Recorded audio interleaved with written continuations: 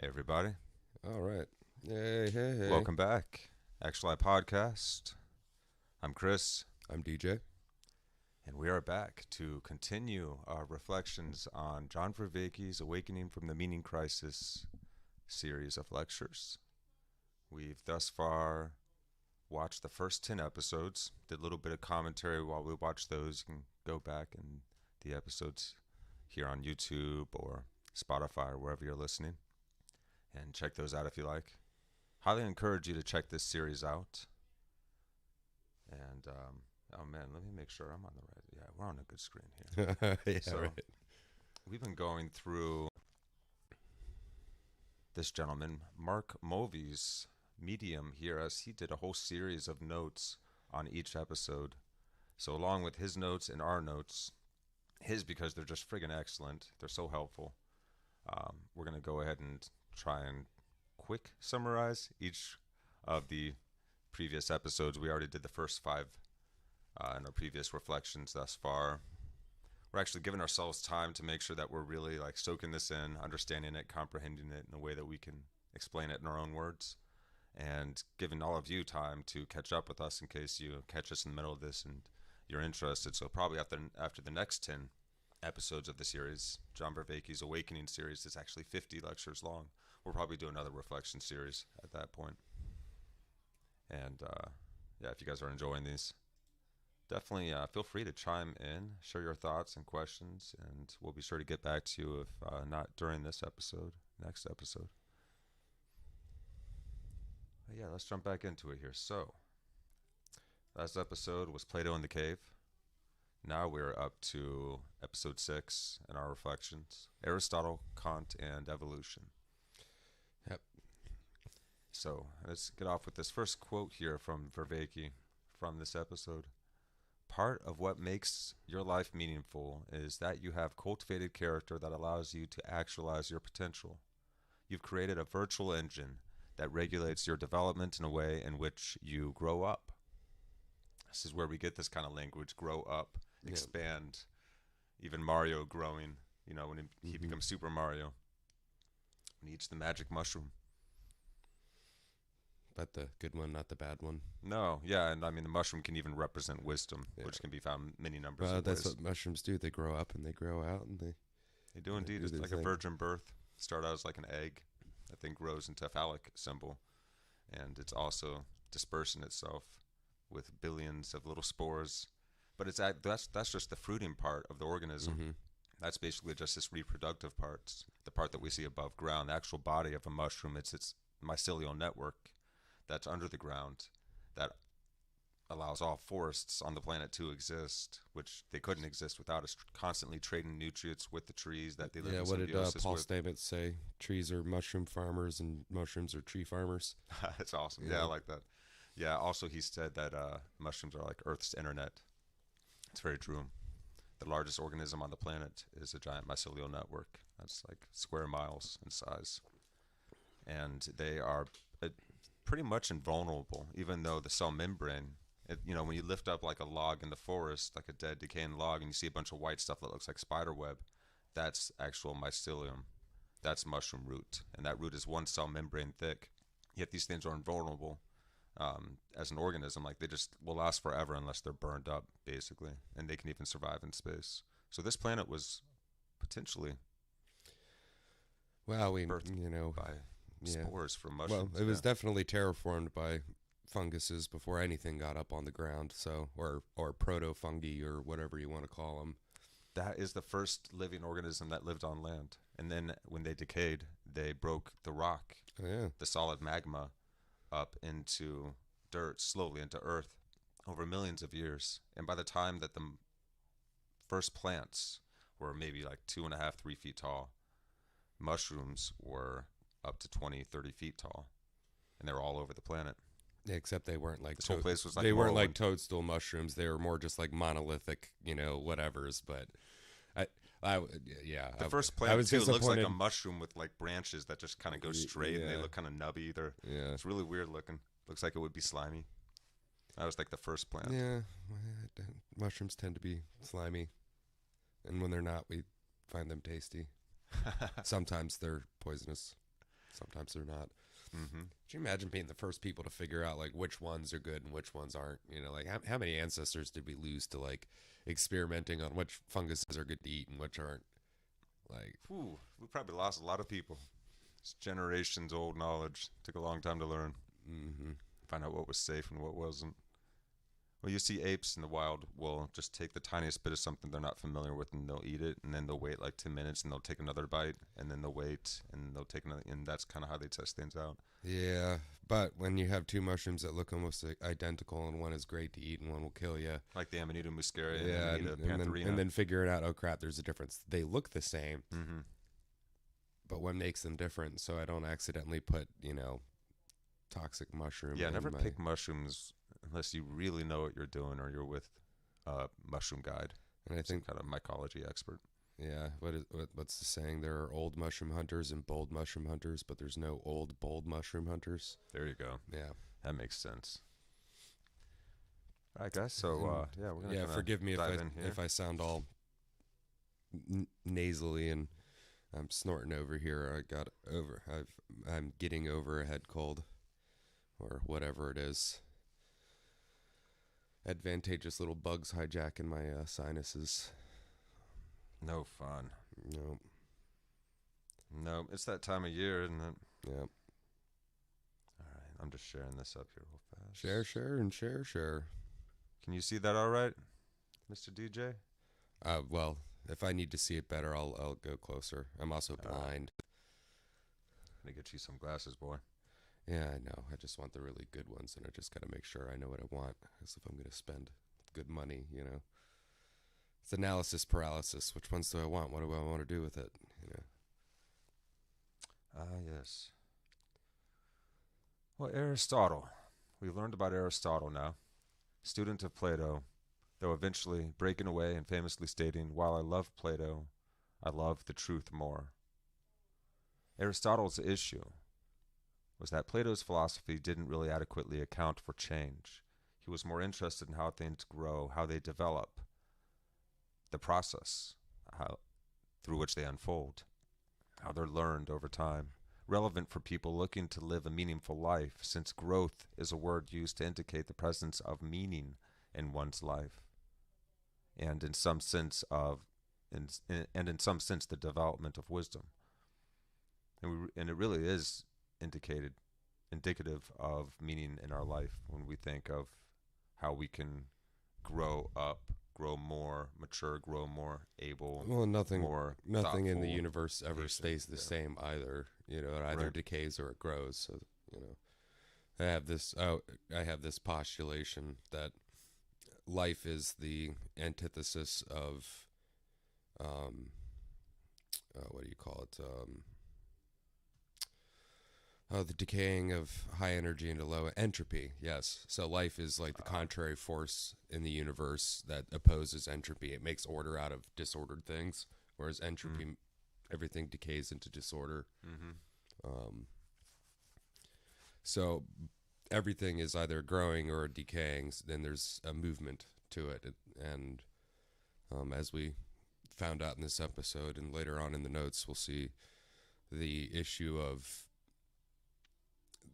there was an idea, and still this idea for the most part, A leads to B, B leads to C. Mm-hmm. So you push on the box moves. If nothing's pushing back, the box keeps moving, right? Right. Which is useful in a lot of ways, but it doesn't cover like how a tree grows. Because a tree trees. It's not A, B, C. Yeah, it's A, B, C, back to A, to B, to C, to back to A, to B. And it's a cyclical, and life is like this that. was a really Yeah. profound idea at the time. Because we had noticed how things go from A to B. We had started recognize cause and effect as we started to try more rationally break things down. Yeah, and we don't like the recursive looping, but life is a recursive loop.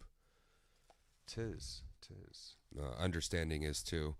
You don't just gain a knowledge, move on, gain the next, move on, gain the next. It's always you always have a recycling point where you come back and I don't want to say like relearn, but relearn the it's same like you stuff learn it over and over, but more deeper. depth. Yeah. Each time there's you go always through more it. definition.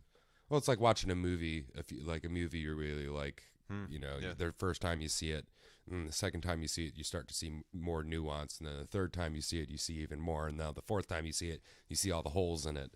Then the fifth time you see it, you're like, well, they could have done this better, but I say it, then so you see more and more and more as you recursively loop.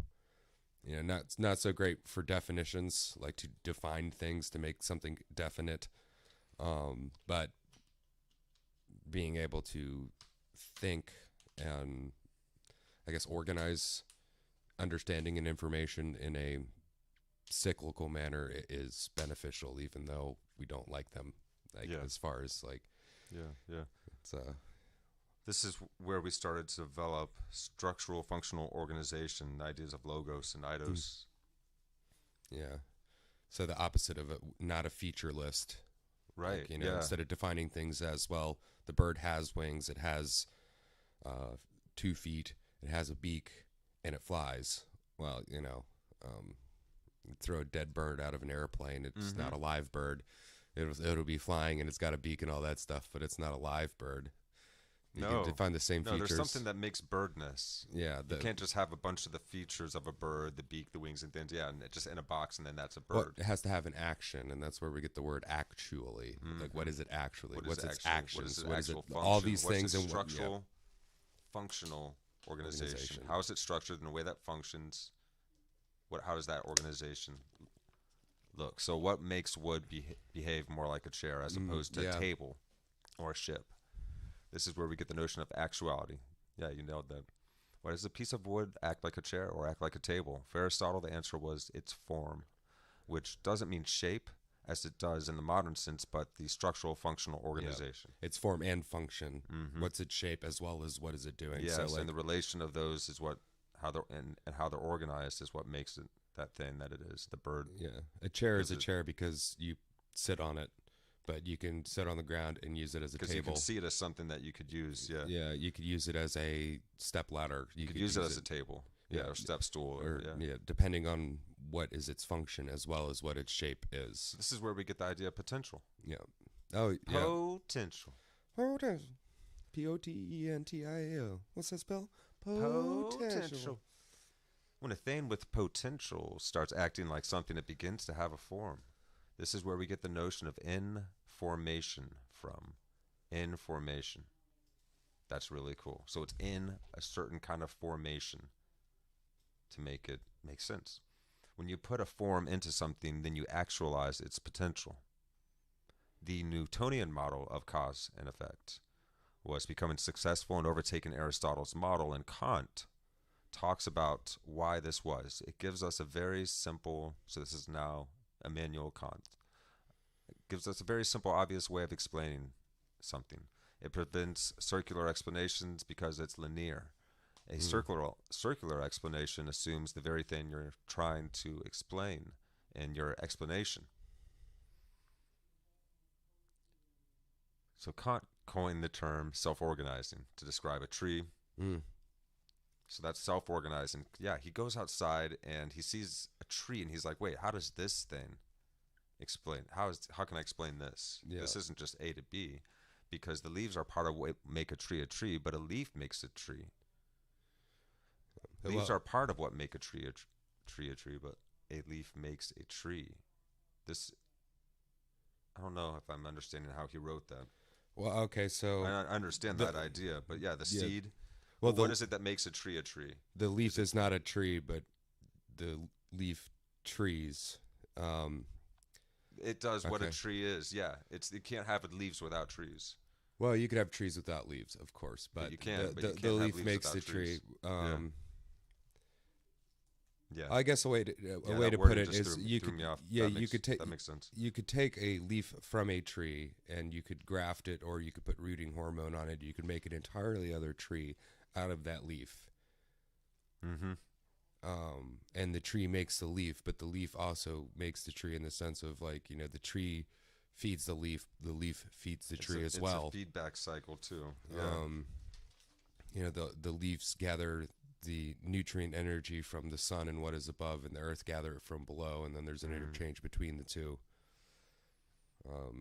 and it's organic too, so it continues, and it actually, makes more of itself as Right. well. Yeah. And life The does whole that. thing's recursive. Life makes more of itself contrary to what it should, in a Yes. static universe, if you will, or a linear universe. There should be a prime mover before something that made all the things happen. But, the chicken or the egg, which came first? Well, Yes. something before chicken, then the egg happened, and then we got something Right. closer to what we call chicken. Yeah. Yeah. And then, So it's the egg. but, before we had eggs and we had single-celled, organisms that just like budded and did other things, like we all have a relative that at one point spawned off of itself. It was chicken-like before it was the chicken. Yeah, chicken-like. It sounds like them nuggets you get at the McDonald's. Chicken-like. Yep. Yeah. So when you try to give an explanation of a feedback cycle, you fall into a circular explanation, and Kant thus came to the conclusion that there could not be a science of living things. He's like, okay, screw this. This doesn't make sense. How can you do this? It's self-organizing. So for a long time, there was a gap between biology and physics. If we don't untangle this, we can't get closer to meaning, since it's so tied up with growth and change and how and why we are the way we are. So where's the flaw? The Newtonian model of causation, cause and effect. Why? Alice Huerero, how would you say that? Huarero. Yep. Makes use of an important idea from Aristotle in order to solve this problem. She makes a distinction between causes and constraints.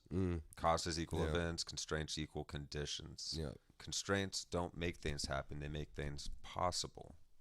That's right. Yeah, it's and it's how we this is dynamical systems theory. and how we speculate on why we would look at one planet or moon versus another if we were looking for life.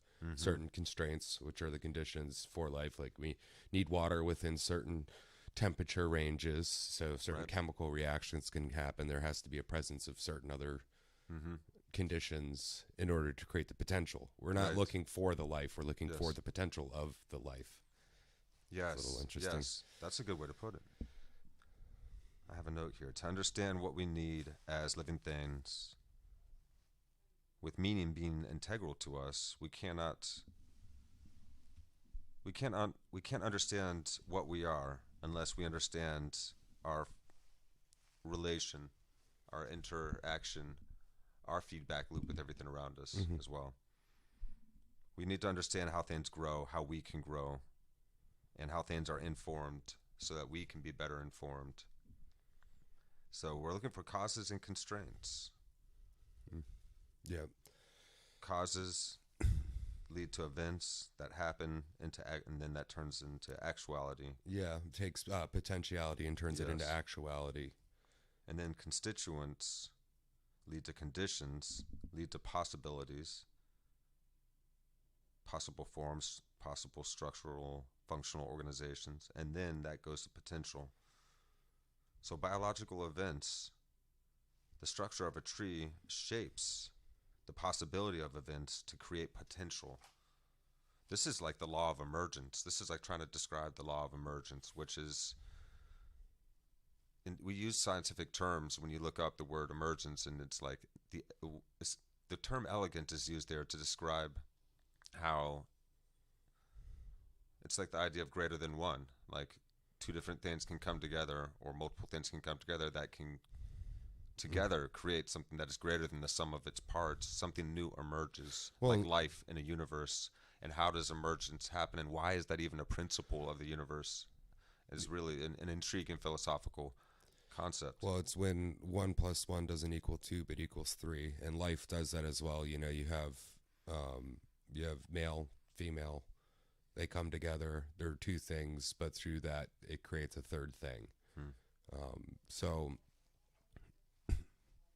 that's emergence, if you will. But that's life.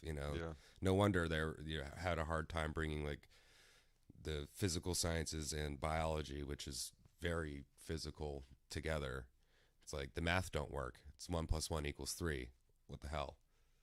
Yeah. Yeah. Yeah. It's really just one, one, one, one, one, one, one, Yeah. all the way. Yeah. It's one thing that can bifurcate itself infinitely. But that's another subject. That's another story. Yeah, that's It's what is another, that I, that's another the day. square root of -1, I, the imaginary number, and then it's what is it? I times I is 1. So the universe is imaginary. I may have that I kind like of this. wrong, but yeah, that's the It makes sense. yeah. Makes sense to me. I'm So not good at where square roots, is the so flaw? Aristotle considers constraints more important. For example, why does a tree have the form it does? it's the Why? most efficient in It's the order most to efficient way for it Yep. to, yeah. Why does it grow in a way that the branches spread their leaves out?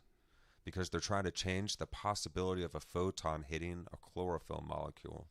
Life is just mind-boggling. Yeah, it's pretty smart, amazing. you know. It's not Smart. just a bunch of dumb inanimate No. stuff. The structure of the tree shapes constraints the possibility of events. This isn't a circular explanation because it talks about two different things, Mhm. actuality and potentiality. Working together Yes. opposed to going, you know, boom, boop, and then boop. It's two things that work together and work around each other. You know, Yeah. And a feedback cycle, and a reciprocal dance, and somehow something new emerges from that interplay. well, that makes sense It makes universally. sense. It's the way that the universe works. It's just really hard to break down into physics in a way that like Well, it, there are no monopoles in the universe, so every we can magnetic measure field it. has two But sides as well. let's say this: physics can't even help us answer. No matter how well we can measure and track Yeah. it, physics can't give us an answer as to why is there this potentiality. Why does the universe function this way? It's a very intriguing aspect of this universe that it carries potentiality in this law of emergence. Then what was that It's first? like inherently creative. And what was that first cause that caused the first thing to happen to start the whole chain of things that keeps looping back in itself? And well, Yeah. we still haven't figured that out. We thought, No. you know, Big Bang, but that Big Bang's not really turning out to be everything we thought it was. So you know, we're in a universe that is nothing but pure potential, and we can't really say where the actualization started in anything. You know, we look farthest into the future. It looks the same as we look the furthest into the past. It looks the same. Yeah. Yeah. And by looks the same, I mean like we can't see what, like when we think the Big Bang, everything that was in that, you know, whatever point singularity, can't see any of that in there. We just think point singularity, everything must be in there. Well, when we think to the heat death of the universe, which would be the opposite of that, where everything's so spread out, we still have no conception of that because that is so much of nothing and so spread out on such a huge scale. It's not spreading out the way they thought it was either. Yeah, no, it's kind of all morphing into itself. The projections that they made are beautiful. It's like hairs and pathways that are moving around, things that are pulling things in and other things that are pushing things away.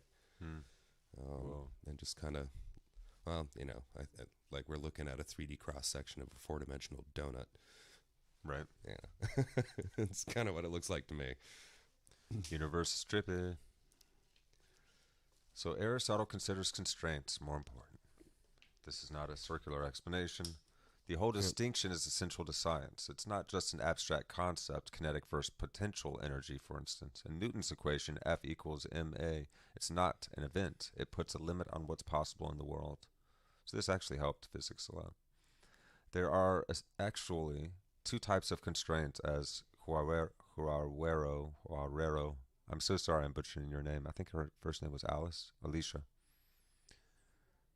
Alicia points out enabling constraints and selective constraints. These make outcomes more likely or less likely, respectively. This underlies one of the most powerful theories of biology and science, natural selection. Darwin's theory is probably the first example of dynamical systems theory in all of science. Feedback cycle theory, essentially. The feedback cycle in evolution is sexual reproduction. Yep. Early on in life, there's not much evolution because there isn't much scarcity of resources. Scarcity of resources reduces the amount of options for a system. Selection reduces options. Variation increases options. Darwin's idea depends so much on Aristotelian ideas. Selection equals a virtual governor, as Huarero puts it. a device that limits what you can do in a system, in steam engines, etc. Reproduction is then a virtual generator. Combine them in a system so you're systematically regulating a feedback cycle. You have a virtual engine. This is dynamical systems theory. So this is getting a little bit complex. It's helpful to watch these episodes if you guys are curious as to why this is important. How does this affect the meaning crisis? Yeah, and so we have a situation where we've got. Okay, so go back just a little bit so I can get the words. Yeah, selection is your governor. You have to. You don't want to have every potentiality and every option open and happening at the same time, because nothing will get done. So through selection, you say, this is what we're going to do. This is what we're looking for. So you enable constraints. Or if you're doing, that actually gives you more options of what you can do. Or if you're doing, like, biologically speaking, the jack of all trades very rarely is the master of none, right? Well, no, that phrase is misphrased a lot, but I'm not going to go into that one yet. No, but the jack of all trades tends not to be the most dynamical of creatures or life forms. Usually we see things go into specializations, and then if you over specialize, then you get, like, stuck, and then you get screwed, because then your potentials are very limited. Right. So the opposite end of selection, what is that?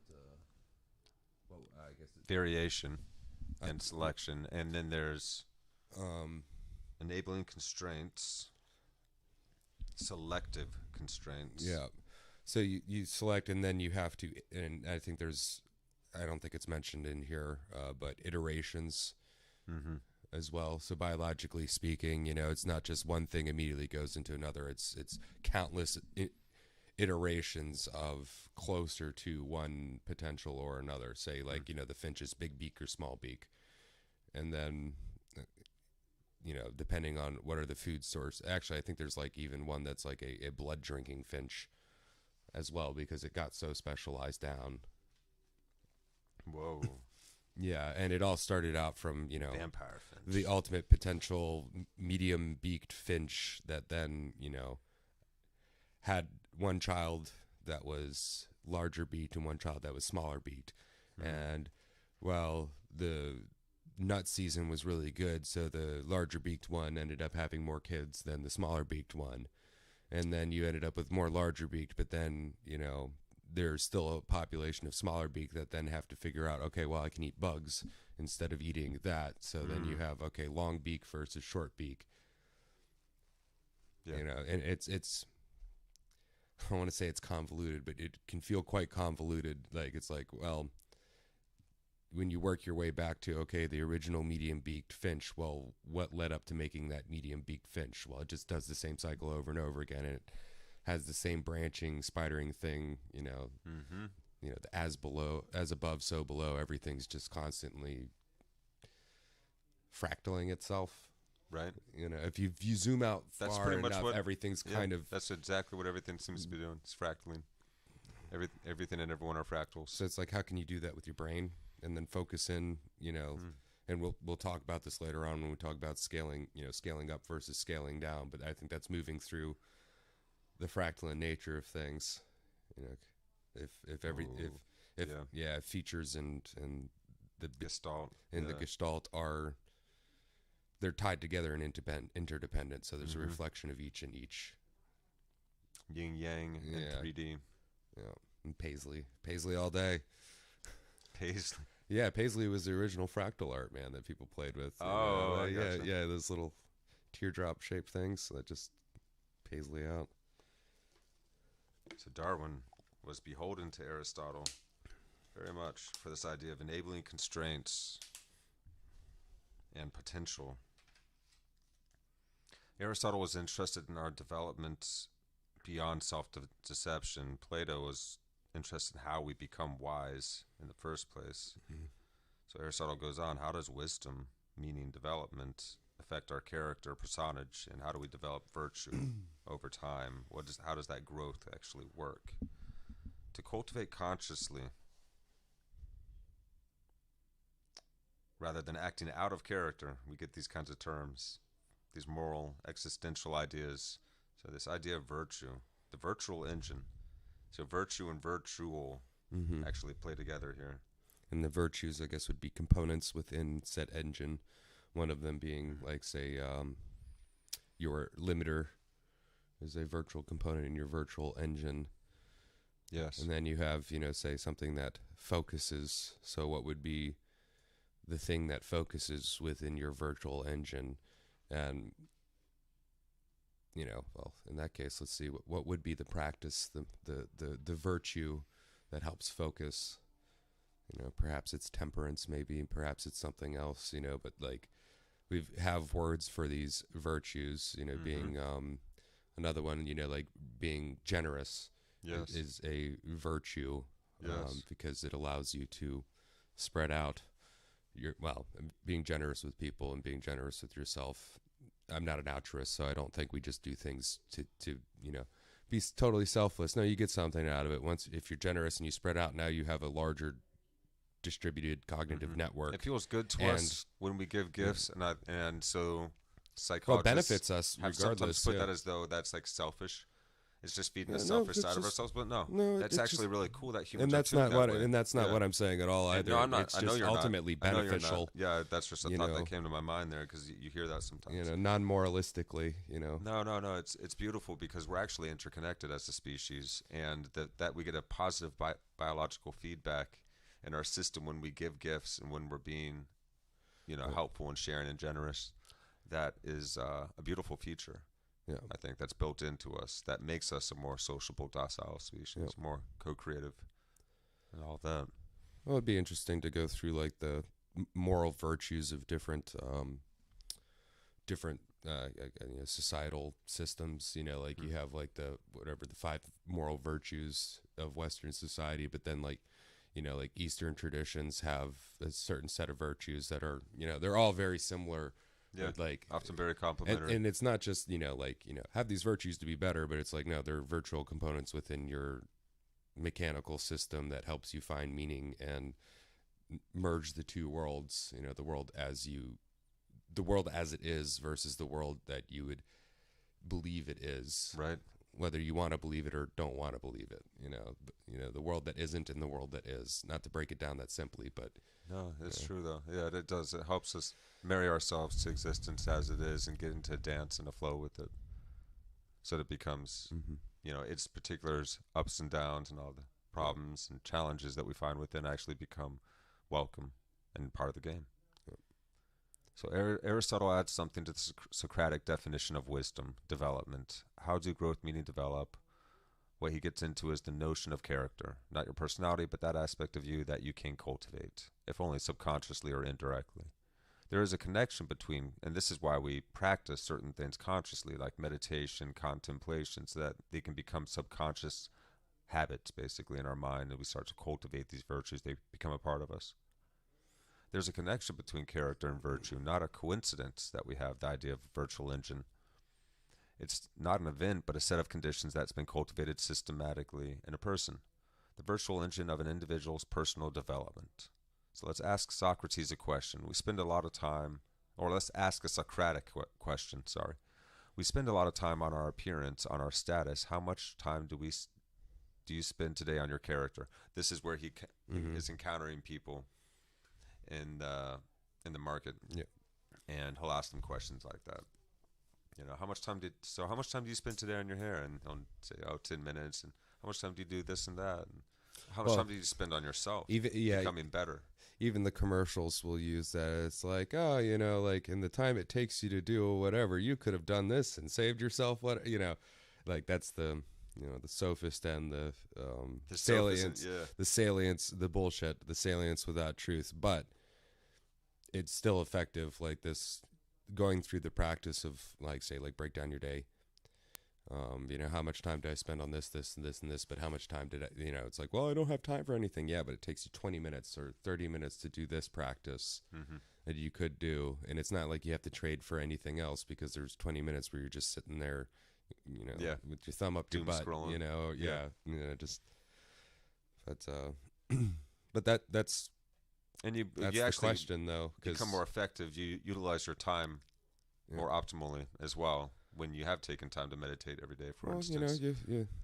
you feed yourself, hydrate yourself, Hmm. Yeah, keep if you're yourself warm. You keeping do all yourself these healthy and things as well. exercise, then you Why have more not energy. this as well? Yeah. Because that, like, you know, enhancing your character enhances your experience with the world, and it helps everything else out. It does. Well, that's why, It you know, does. when we see That's a people, positive feedback cycle. yeah, right. That's why I don't believe in altruism, because it all just helps itself. It's we are life, and life wants to help life.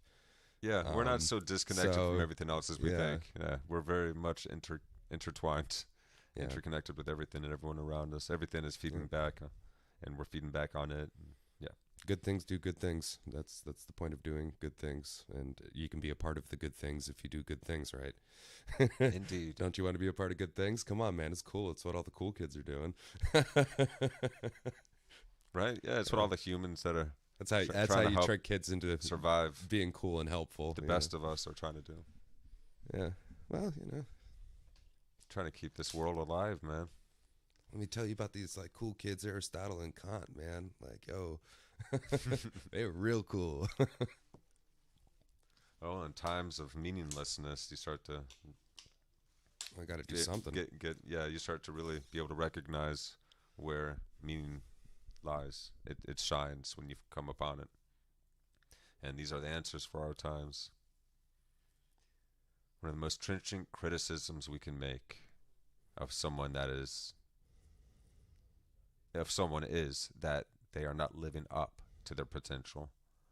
Part of what makes your life meaningful is that you have cultivated character that allows you to actualize your potential. You've created a virtual engine that regulates your development in the way in which you grow up. Self-organization has been regulated and shaped into self-improvement. So you can have the experience of akrasia, a deep form of foolishness that comes from lack of character, often mistranslated into a lack of willpower, though recent research is suggesting the whole post-Protestant idea of willpower is defunct and not real anyway. Akrasia is when you know what the right thing to do is, but you don't do it anyway. You may have the right beliefs, but you don't have sufficient character.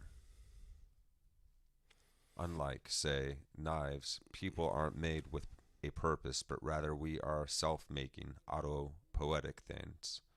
Eric Pearl, in his book Thinking Being, puts forth a brilliant idea. In living things, the purpose of the thing is its structural functional organization. It's a self-making thing. Your purpose is to enhance your structural functional organization.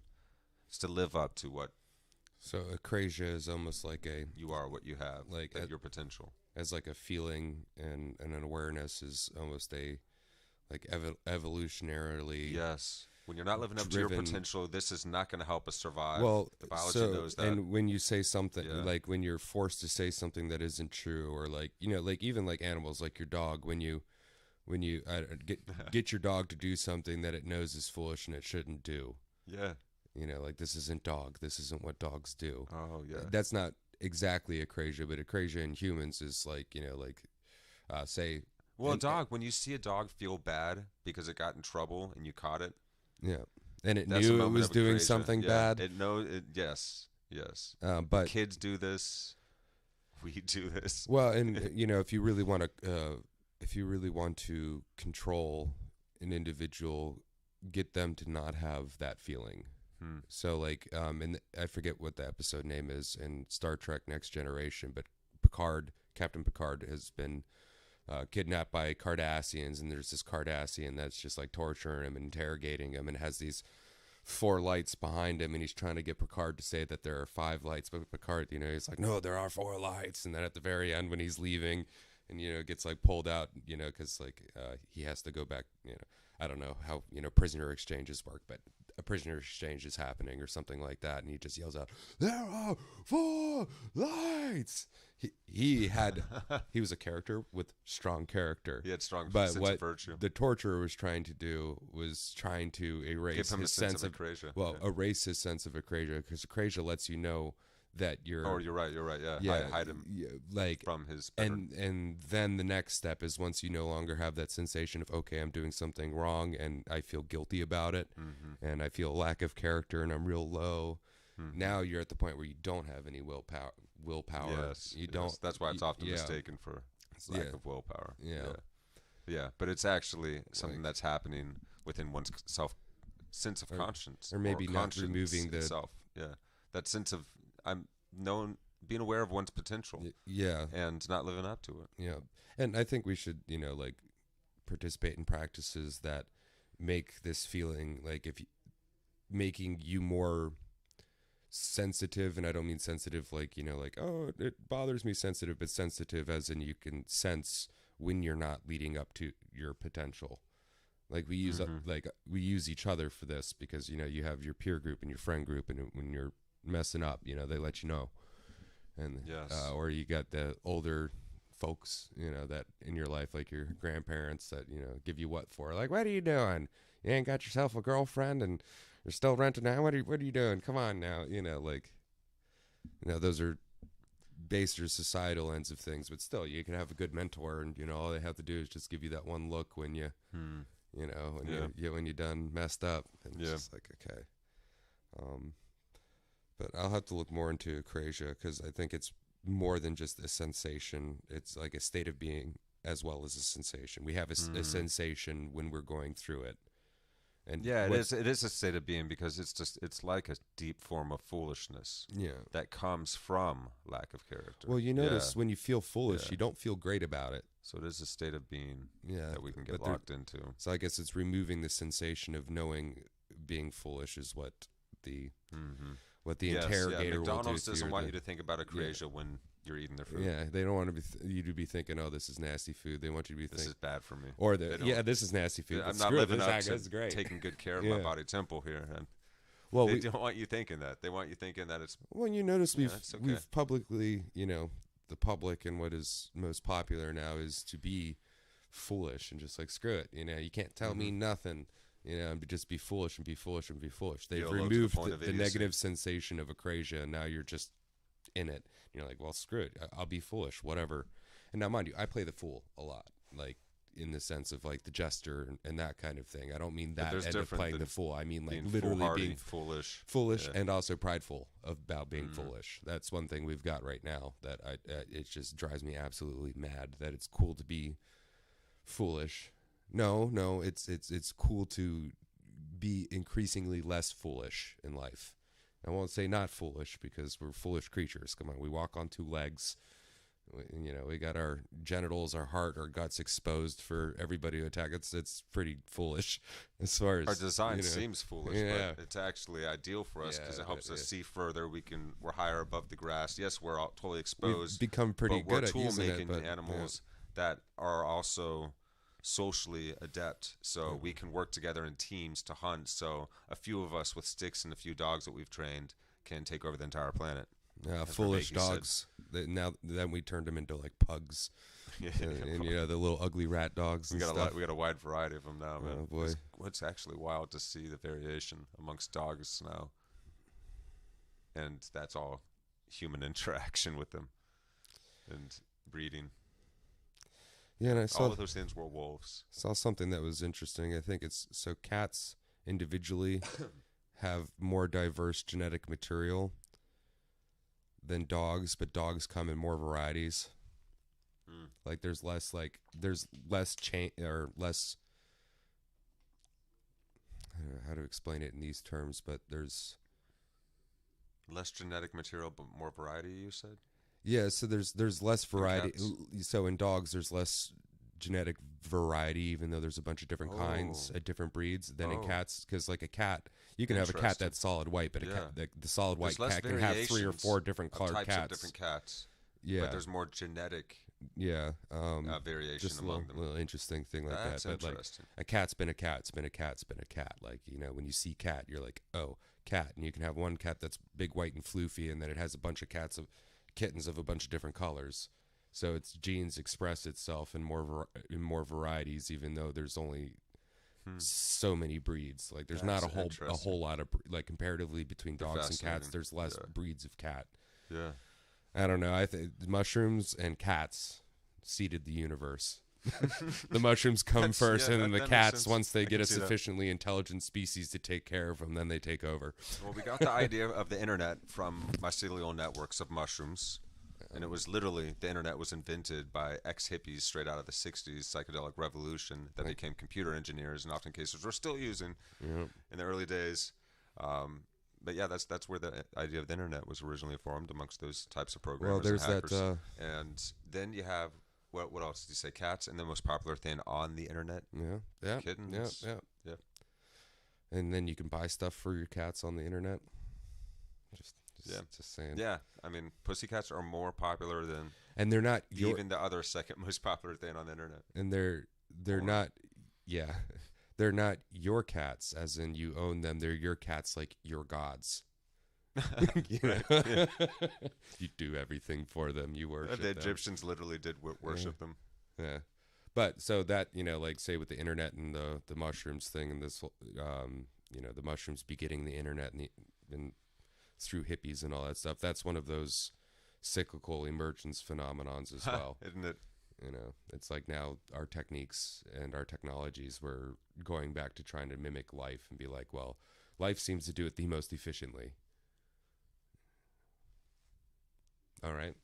Well, we've kind of already known that because like all the way back to the shamanic days, all the way up through, we've been mimicking life in one through shamanism. You literally mimic life, but then also through these thinking methods that we're going through, we're now literally coming back to life, Really?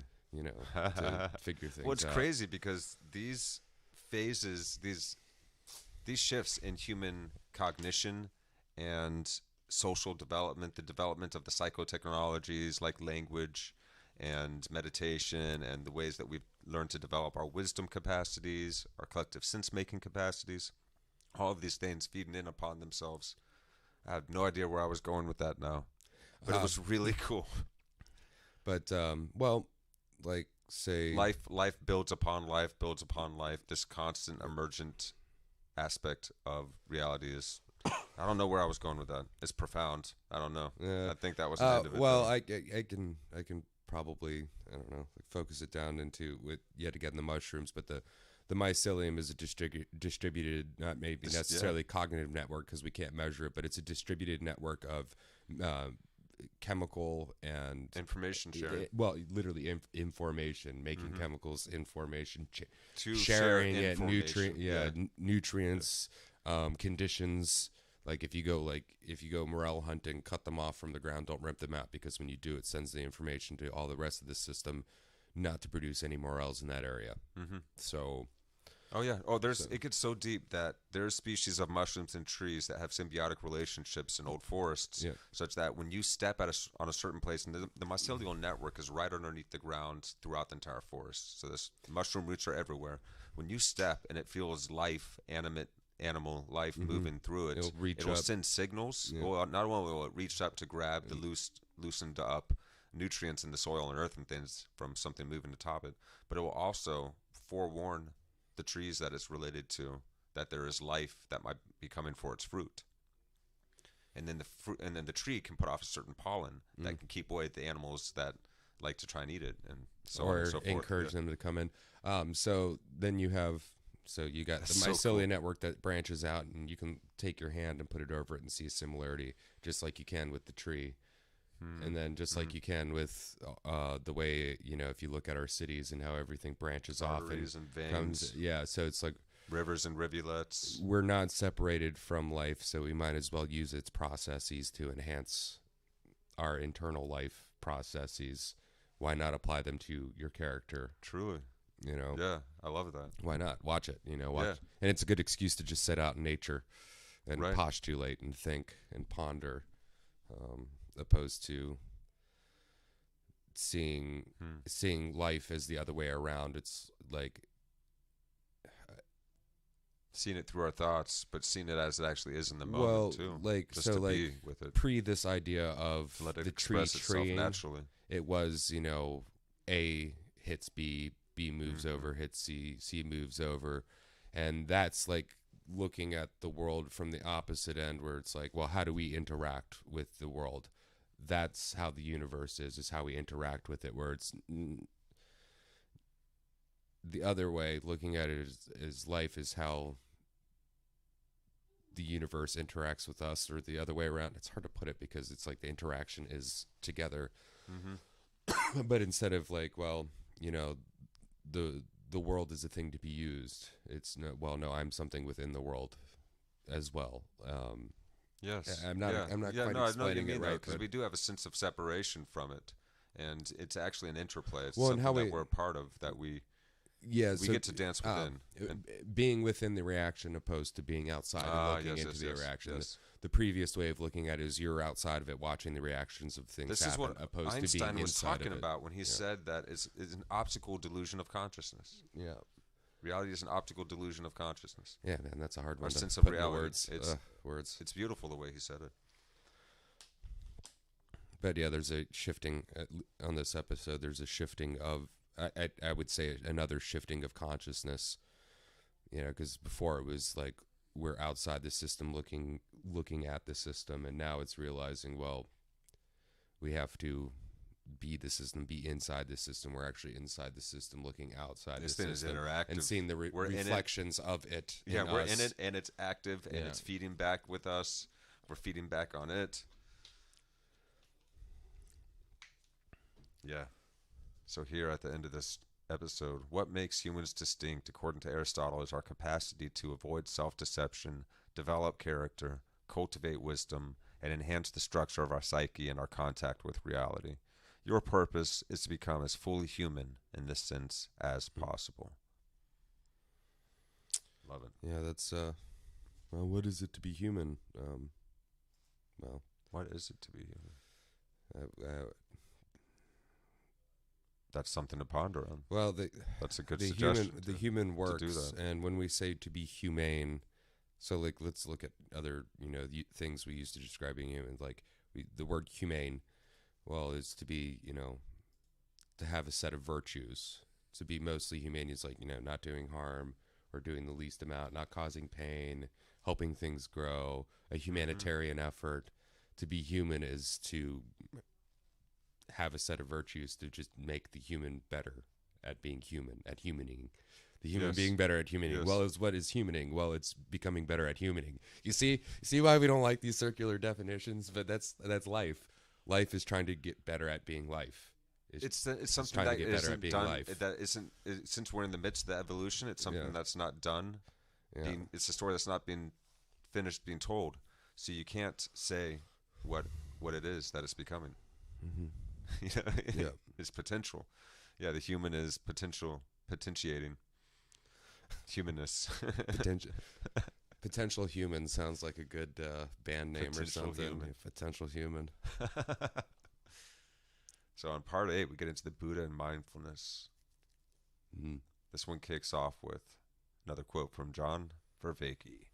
When it comes to mindfulness, we need to be aware of the distinction between the language of training and the language of explaining. Ah, yes.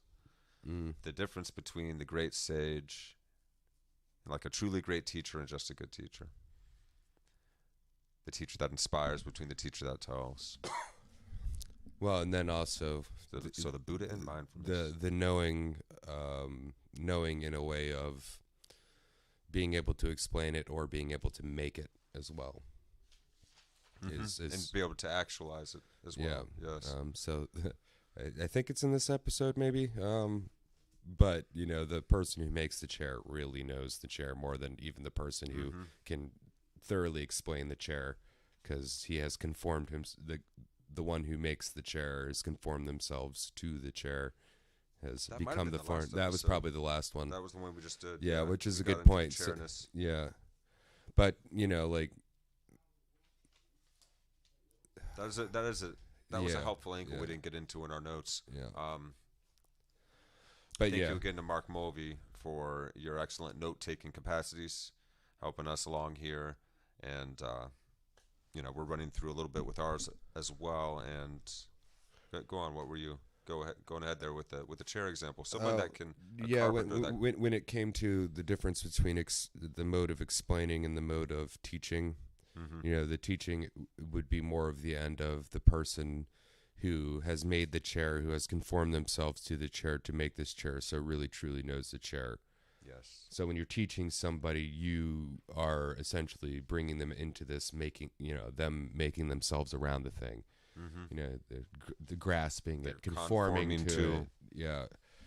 Whereas explaining is just like, well, here's the feature list and here's the parts, which is, explaining things is useful, but you're acting it out too. Like the shaman acts out the dance, the coach acts out the move in the game. So we get into Siddhartha Gautama, Buddha. Before he was Buddha, he was Prince. When Siddhartha left the palace, and here's an old story from Buddhism. When Siddhartha left the palace and encountered a sick person and then an old person following the funeral procession, he felt completely distressed and troubled. We covered this in a previous episode as well. Why did he feel so troubled? His entire having mode had been completely undermined. And when he returned to the palace to rejoin the world, he met a medicant, a renouncer of the having mode, essentially, who was at complete peace, appeared completely at peace. And this contrast between Siddhartha's distress and the peace of this man was his introduction to the being mode. Yeah, and we discussed the idea of the palace being the having mode that we confuse with the being mode that we really need. So you have all the food you could possibly have in the palace. You have all the comforts you could have, all the women that you could have, all the safety you could have, all the everything that you could have, but there is no growth. The being mode is growth. There's nothing to do there. Yes, you can have all the sex you want, but do you have a partner to have your children, to make a family, no, there isn't. That. So it brings us into modal confusion. Yeah, there's no sense of gaining, accomplishing, earning. Yeah, modal confusion. Modal confusion, and that's where Siddhartha was like, and disillusioned. And he everything was great in his having world. Everything could be had, and he knew nothing. So when he saw somebody who was sick, it was just like, well, what is that? Like, that's awful. Like that, like, never seen nothing like that. And then the person walking with him is just like, well, that's sick. And then sees, oh my God, are they sick too? No, they're just old. Old? What's old? What? Yeah. That looks awful. That looks horrible. He's been hidden from all this because he was given the option, or his father was actually asked whether he wanted his son to be a wise king or a wise religious man, or a wise spiritual teacher, basically. And of course, he wanted him to be a wise king. And then Oracle had told them, oh, actually, he's going to be. Yeah. And he didn't like that idea. Yeah. So he did everything he could to keep Siddhartha from experiencing anything that would disillusion him. Yeah. And just give him everything that he could possibly have and feel just the best. And so, of course, he would naturally go into his role of king, and this would never happen. But Buddha was disillusioned. He saw this. When you go out there, and then eventually he saw death. Yeah, he saw death. And why in the funeral procession? And why wasn't I told about these things? And now I don't trust this. So going back to a place and it not feeling like the same place that you left either. Yeah, right. And it's not just like, like literally the palace, but like going back to the mode of having, he realized like it's not right. I feel maybe I've been lied to, or I feel it just wasn't true and it wasn't right. And then when he came back out and met the medicant, oh, well, then there's another way. There's another way. This guy's that seems peace. Like it's not lying to me. And what is that? Opposed to, the palace, if you will. Yes. And we all have our own palaces for ourselves. We have our creature comforts and the things that we do, even though we should be doing other things. And, so disillusionment has a double sense. Buddha experienced both of these. We use it as a description of someone who's in a negative state, moving towards despair, sad, etc. But also, the word also describes a loss of illusion, and this is what Siddhartha experienced. So he decides to leave the palace, even though he had a wife and child. So they're just trying to make this as big a deal as they possibly can, that he's willing to leave everything to find out the truth and to rediscover the being mode. This is how important the being mode is. You can't even functionally live in a family unless you have your being mode. Unless you're really tuned into your being mode. Is basically what these old myths kind of try and teach us about living as humans. So it almost may have seemed like, like maybe it wasn't such a bad thing that he left his wife and his kid, because he wasn't even he wasn't even in a being mode relationship with his family, with his own family. Yeah. Yes, he had a wife, he had a kid, opposed to being in a family with his wife and kid. Oh, what a mistake his father had made, because his father, if he had any kind of virtuousness to him, any goodness to him, he would have realized maybe he he had did just destroyed misguided. it. Yeah, he was just misguided. So, and he would have been destroying it in his son if his son had remained. If he didn't do that, his son wouldn't have gone through the disillusionment so powerfully. So powerfully maybe, too. So it gave him the contrast of experience to become somebody that became known as the Buddha, the awakened one. Yeah, so he leaves the palace, but this myth is saying that the moral life rests on something deeper. Yes. Deeper than any moral failing Siddhartha may have been as a husband or father. Morality depends upon your life being meaningful. It's ultimately about being plugged into the cultivation of wisdom so that you can grow and become better over time and improve. That's exactly what you want in relationships, not just to be morally correct. The first thing Siddhartha tries is to pursue a life of asceticism, of self-denial, which makes sense at first. If the palace was all about self-indulgence, then maybe the solution lies in the opposite. Oh, so self-denial. He starves himself to the point that you can see his ribs coming out and his spine through his stomach. Which, as they'll get on further, is still it's still a having mode experience, because you're still having yourself. He's still defining it, and he's trying. Yeah, he's basically strengthening the definition by trying to deny it. What you resist persists. And so by trying to annihilate the self is still thinking about having a self. So you're just strengthening the idea of the self. He's still in the having mode and understanding the problem from that mode. It's merely the negation of self-indulgence, not its transcendence. Yeah. The middle path is to transcend the having mode by rejecting self-indulgence and its negation, self-denial. It's the middle path. The being mode is about being connected in the right way. So now we have the word sati, Japanese word. It means to remember, to remind, to be reminded of, especially in the sense of a lost mode of being, not a fact or an event. Remembering what it's like to do something, like going back to a place you haven't been in a while, and you start to recover and remember an identity you used to have there. To be. Yeah, how you used to be there. Yeah, to be a remembered, to when you were a member of it, and then you're remembering. You're remembering your role, your dharma of that place. That kind of remembering. Yeah, so we translate sati into our word mindfulness. That's that kind of remembering, being mindful. A way to understand how this feels is when you wake up. When you wake up from sleeping, you recover your identity. You remember. You belong to this world. You become a member again. You belong back to yourself. Siddhartha is looking for a set of psychotechnologies that will let him remember or recover the being mode. He's going to awaken, which is what his eventual name Buddha means, the awakened one. And the mindfulness revolution that we're seeing sweep across the planet today here in the West, ancient Eastern mysticism and ancient Western mysticism, all the way down to Stoicism and Platonism, to Zen Buddhism and Advaita Vedanta and all these others, non-dualistic paths are gaining interest. So we call this the mindfulness revolution. It's a response to the meaning crisis happening in the world today. The meaning crisis being this breakdown of meaning in our world, this breakdown of cohesion, the social breakdown that we see occurring around us. And the massive modal confusion that we're experiencing, and not just between having mode and being mode, but also like the explaining versus teaching mode, and the helping mode versus the harming mode. Because sometimes you got to do a little harm to help. Like, if you got something growing inside you that shouldn't be growing inside you, I got to cut you open to cut it out. Or we're confusing. We're just trying to help. If just one life, if it could just, we're the helping and the controlling mode. We'll put it that way. There's the helping something grow, and then the controlling it. Bonsai trees are really cool and everything, but that's some harsh constraints they put on those trees to make them do that. But a bonsai is not good for a garden to feed your family. Now, is it? Now, the gardening metaphor in this case would be the helping mode. You know, oh, I want plants to feed off of, to nourish me, to help, to grow, to be, opposed to, well, I got this really beautiful bonsai that's 500 years old that looks really, and I'm not dissing bonsai. I have friends who actually do bonsai, and it's a wonderful work of art, but it's not a garden that nourishes your family. It is something else. Right.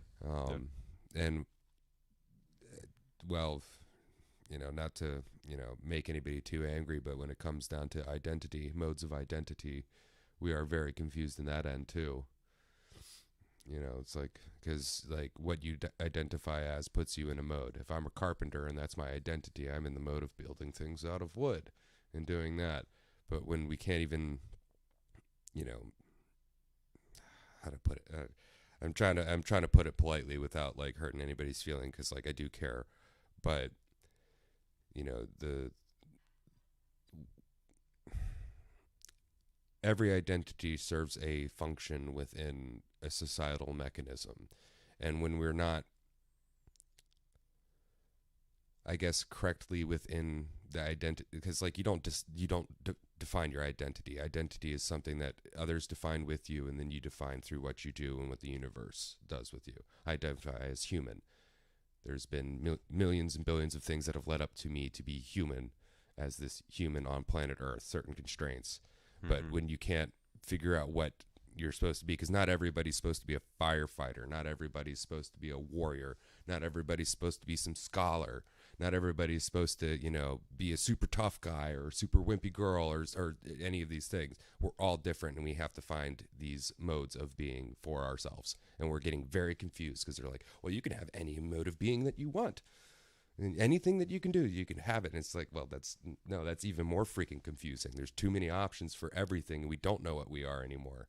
Yeah. We're confusing our modes, and well, I can have, I can have any pronoun that I'm very attached to our identities, well, and to the expression of our characteristics. We're so attached. Well, the word identify, like how are we identifying things, and what are we identifying? Well, we're not identifying anything. We're getting more confused with. We're getting more attached to ideas and the display of ideas of ourselves, rather than the idea actually is. Right. Who one is at heart is what's most important, and I can't judge somebody from some superficial characteristics, some superficial distinction, be it skin color, eye color, hair color, how they dress, how they sound, what language they speak, what religion or not religion they believe in. Well, the truest identity, I guess. None of those things are going to tell me very much about the person until I get, because there's so many different versions of each one of those, even within that. Well, so I got to get to know who they are at heart. Instead of looking at the feature list of things, like I do this, I live here, I do this. It's, well, what's the structure? Yes. The structural functional organization, the actual. What is their actual nature? Yeah. And I think who are they? The having mode of being does not concern itself with that. Yeah, I don't care how much what somebody appears as is who they are at heart. Or what they have. You could have the nice car, right? The nice house. But you how are have they the accolades? How are they being in the world? Who are they? How are they? So it's modal confusion between the having and the being mode now, and we've just fractured it into 1.5 million different things. Like in the 80s and 90s, it was all about like, got to be the bigwig and get the car and have the car phone and do all this stuff and have all this stuff, and that's your identity because you're this guy. And now it's turned into a soup of everything it could possibly ever want to try to ever be. Yeah, which is just too much. Like we don't like what do they call it when you have access to too much information and too many options. Sensory overload, really. It happens with kids too. Like if you tell a kid like go dress yourself, and they have a full closet with stuff, and they can't figure it out. But if you give them like 3 shirts, 3 pants, and some socks, yeah. Oh, it's the same problem you have when you're looking at the Netflix queue and you're like, what do I watch? There's an overload of information. There's too much to choose from that you get into like. What's that term? It's a good term. Yeah, now I was just watching something and people were talking about it too. I feel horrible.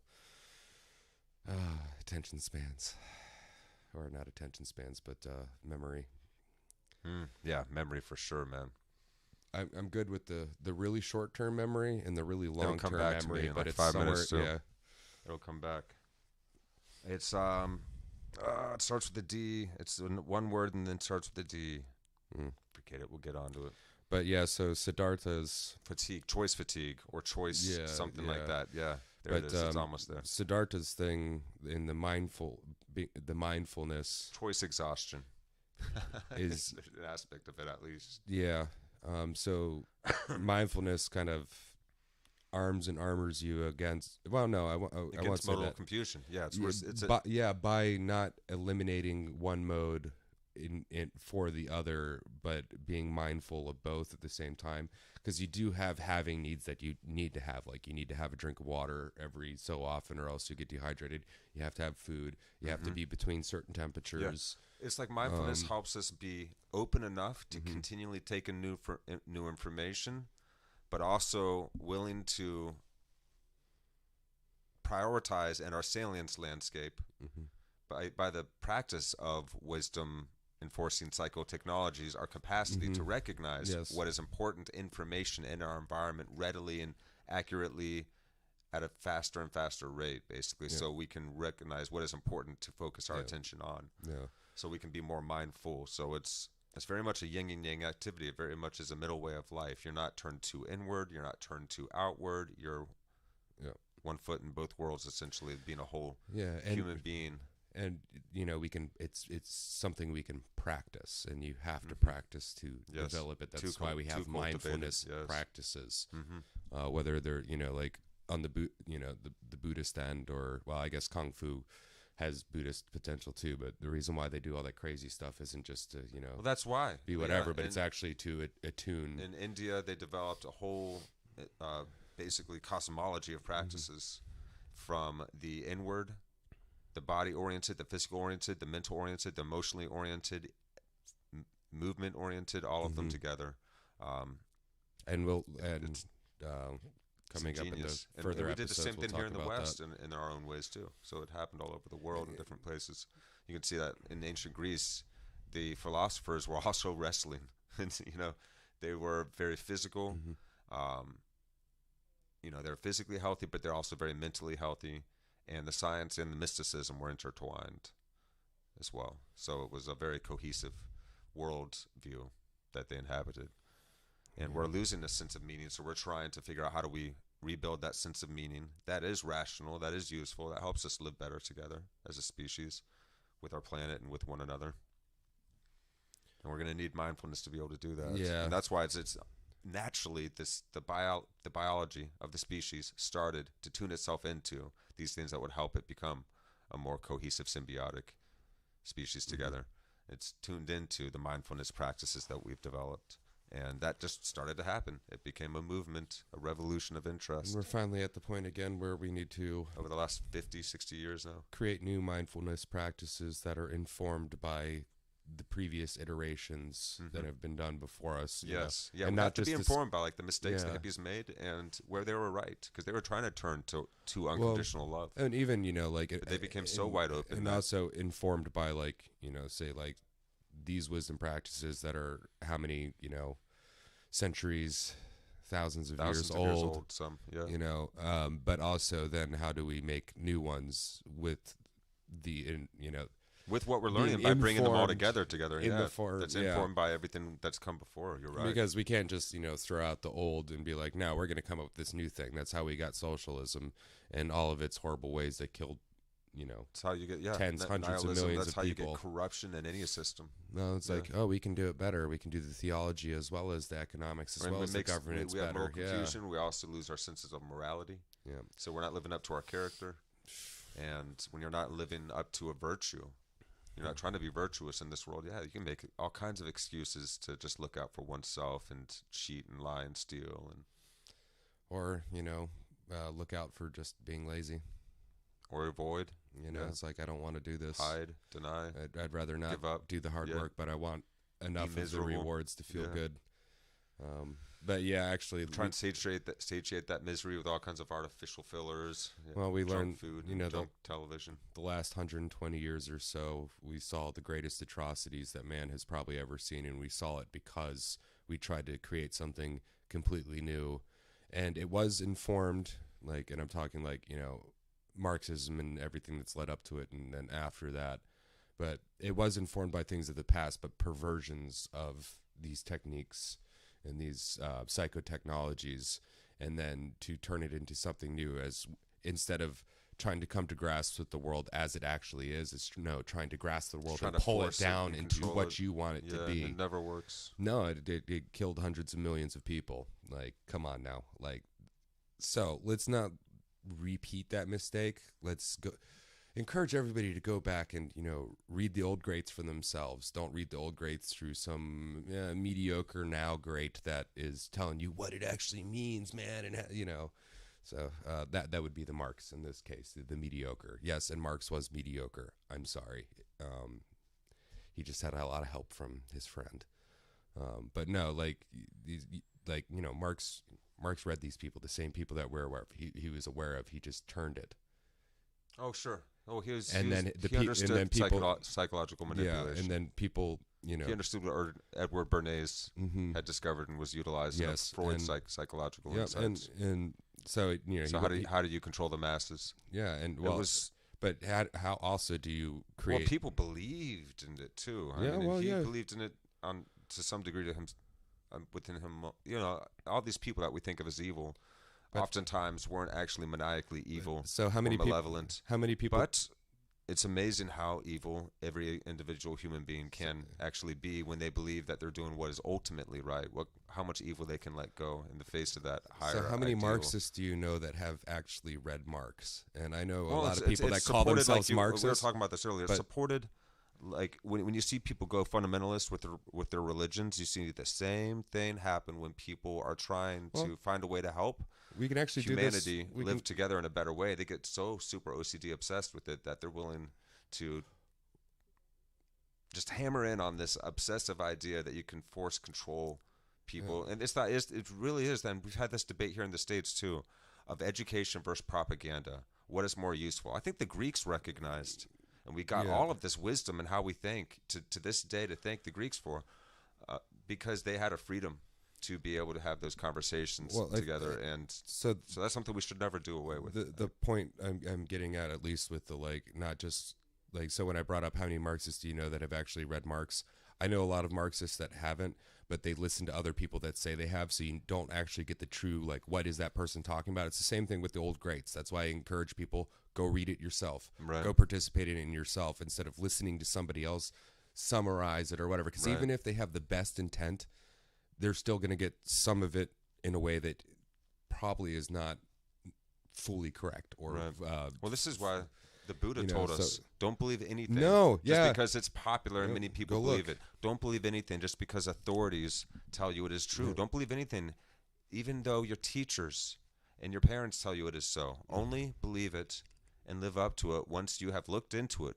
for yourself deeply and found it to be true and good for one and all. Yeah, we'd have a lot. This means if it's going to be true and good for one and all, you're going to have to challenge the idea as well. You're going to have to look at the opposing viewpoints, and you're going to have to try and disprove the thing that you want to believe in. Yep. You're going to have to try and stand it up to that test so that you can better understand it. You can better understand how to defend it if it is ultimately going to be true and good for one and all, or you can understand that you need to get rid of it if it's not actually going to be good for one and all. And we got to be willing to give up these things and not be so attached to our ideas, because if we personify or personalize ourselves with our ideas, we take personally somebody attacking our ideas, we're never going to be able to further inform and upgrade our ideas together. And so that we got to learn how to be symbiotic with one another. We have to be able to re-inform ourselves constantly. So it doesn't matter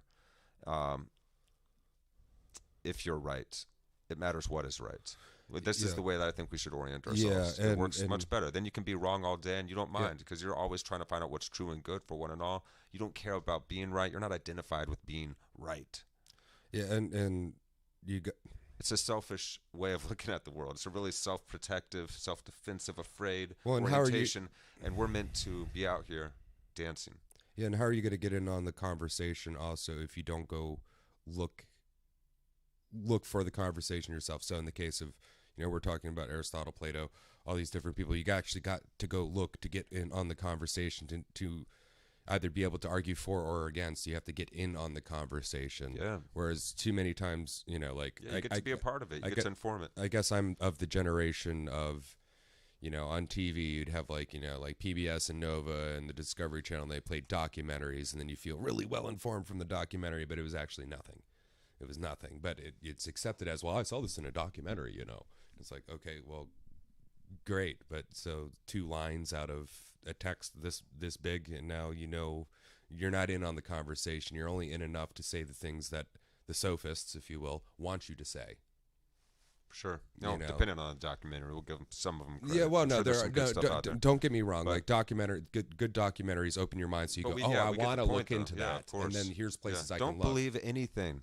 Believe nothing off the bat. Just be willing to question everything. Get challenge in on your that own conversation. That's all. Yeah, we got to constantly be able to tune ourselves into what is going to be true and good for one and all together. And that's going to take a little bit of willingness to be a little bit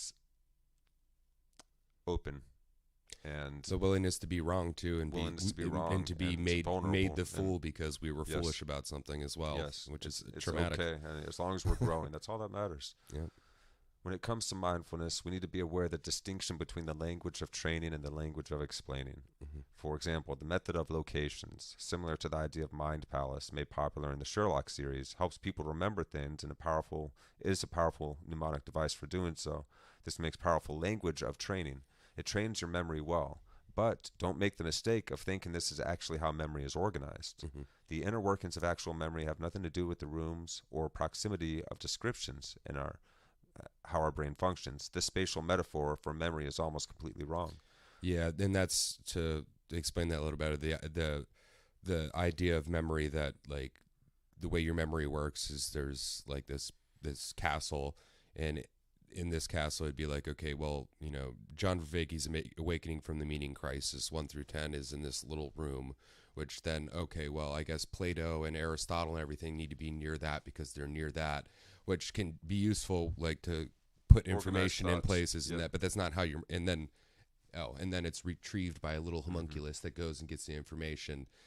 And that's not actually how the brain works, but that's how we picture our memory working, and that's a very powerful mnemonic tool. Well, and the reason why that doesn't work is because, but why is this coming up as interesting? You know what you don't know immediately. Yes. But it's not a little guy going, oh nope, there's none of that information in here. No, it's not there. And so why is that? Yeah.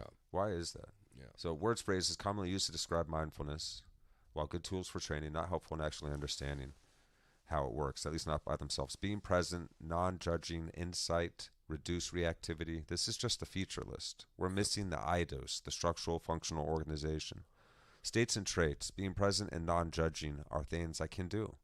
I can start and stop them, these states. While insight and reduced reactivity are not things you're doing, they're actually results. They're traits. They're results of the states.